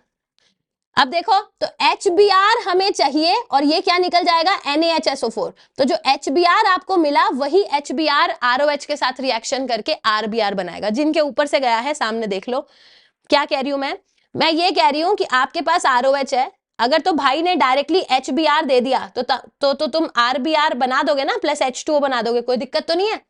मगर कई बार वो HBr डायरेक्टली नहीं देता, कहेगा कि मैंने NaBr दिया है और H2SO4 दिया, तो H2SO4 क्या है, H प्लस और SO4 2 माइनस, तो मैंने कहा ये Na प्लस HSO4 माइनस के साथ रिएक्शन करके NaHSO4 अलग से बना लेगा, और ये देखो HBr बन गया। तो डायरेक्टली HBr कई बार वो नहीं देता और कई बार वो लिख कर देता है कि NaBr in the presence of H2SO4। तो ये कई बार ये ऐसा दोगलापंथी कर देता है जहां बच्चा कंफ्यूज हो जाता है, तो वो कोई डरना नहीं है, हो जाएगा। अब मैं ना 3-4 मिनट में लास्ट टॉपिक खत्म करने वाली हूं, क्योंकि मेरे चार्जिंग है 3-4%, तो इसको समझ लो, ये हमने कर लिया, ऐसा नहीं है मैंने कराया नहीं है। मैंने तुम्हें हाइड्रोकार्बन चैप्टर में एरोमेटिक हाइड्रोकार्बन मस्त डिटेल में कराया था, बस अब उसका यूज करेंगे। सामने देखिए, वैसे तो चैप्टर का नाम है हैलोएल्केन्स एंड हैलोअरीन्स, तो मैंने इतनी देर हैलोएल्केन्स में लगाई है, एंड मुझे पता है तुम्हारे अंदर से आ रहा होगा ऐसी करती है मैम, हैलोएल्केन्स इतनी देर पढ़ा दिया, हैलोअरीन्स देख लो 3 मिनट में निपटा दिया। भैया हैलोअरीन्स हाइड्रोकार्बन चैप्टर में बहुत डिटेल में पढ़ाया था, उतना हाइड्रोकार्बन नहीं पढ़ाया था जितना एरोमेटिक हाइड्रोकार्बन पढ़ाया था, ठीक है। तो वहां पर अब यहां पर सब कुछ रिपीट करेंगे, उसका कोई सेंस नहीं है, समझते जाओ। बेंजीन की 5 रिएक्शंस कराई थी, हैलोजिनेशन याद है, nitration, sulphonation, Friedel-Crafts alkylation, Friedel-Crafts acylation, सबके इलेक्ट्रोफाइल्स क्या थे वो भी हमने सीखे थे। अब मैं पता है क्या कर रही हूं, अब मैं बेंजीन की इलेक्ट्रोफिलिक एरोमेटिक सब्स्टिट्यूशन नहीं कर रही हूं, मैं क्लोरोबेंजीन की इलेक्ट्रोफिलिक एरोमेटिक सब्स्टिट्यूशन कर रही हूं, क्योंकि हम हैलोएल्केन्स हैलोअरीन्स पढ़ रहे हैं ना। तो एक बात बताओ, जब आपने क्लोरोबेंजीन के अंदर क्लोरीन डाला एनहाइड्रस AlCl3 या एनहाइड्रस FeCl3 की प्रेजेंस में, तो क्या बनेगा। अब ये जो क्लोरीन है, क्या ये मानते हो कि मैम ये तो ऑर्थो पैरा डायरेक्टिंग है, तो या तो नया क्लोरीन ऑर्थो पे आएगा या पैरा पर आएगा। मगर अगर क्लोरीन ऑर्थो पे आएगा तो स्टेरिक हिंड्रेंस होगी, माइनर प्रोडक्ट बनेगा, अगर क्लोरीन पैरा पे आएगा तो मेजर प्रोडक्ट बनेगा। शुक्र है भगवान का, ये तो समझ आ गया होगा। अब मैम अगर हमने क्लोरोबेंजीन की रिएक्शन कराई है CH3Cl के साथ, चलो पहले नाइट्रेशन करा देते हैं, मतलब मैम हमने ना कॉन्सेंट्रेटेड HNO3 कॉन्सेंट्रेटेड H2SO4 के साथ रिएक्शन कराई है, तो नाइट्रेशन होगा, तो या तो नाइट्रो ग्रुप ऑर्थो पे आएगा या नाइट्रो ग्रुप पैरा पे आएगा, बट नाइट्रो को ऑर्थो पे नहीं लाएंगे क्योंकि माइनर बनेगा स्टेरिक हिंड्रेंस की वजह से, so will bring it at para position. चमका।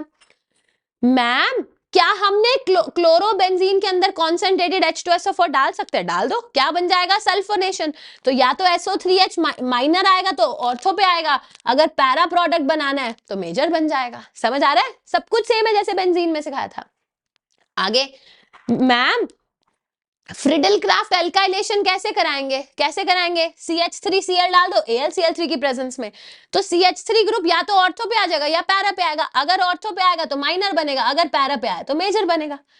मैम फ्रिडलक्राफ्ट एसाइलेशन करा सकते हैं, करा दो, तो क्या डालोगे, CH3COCl AlCl3 की प्रेजेंस में, तो या तो COCH3 ऑर्थो पे आएगा तो माइनर, पैरा पर आएगा तो मेजर।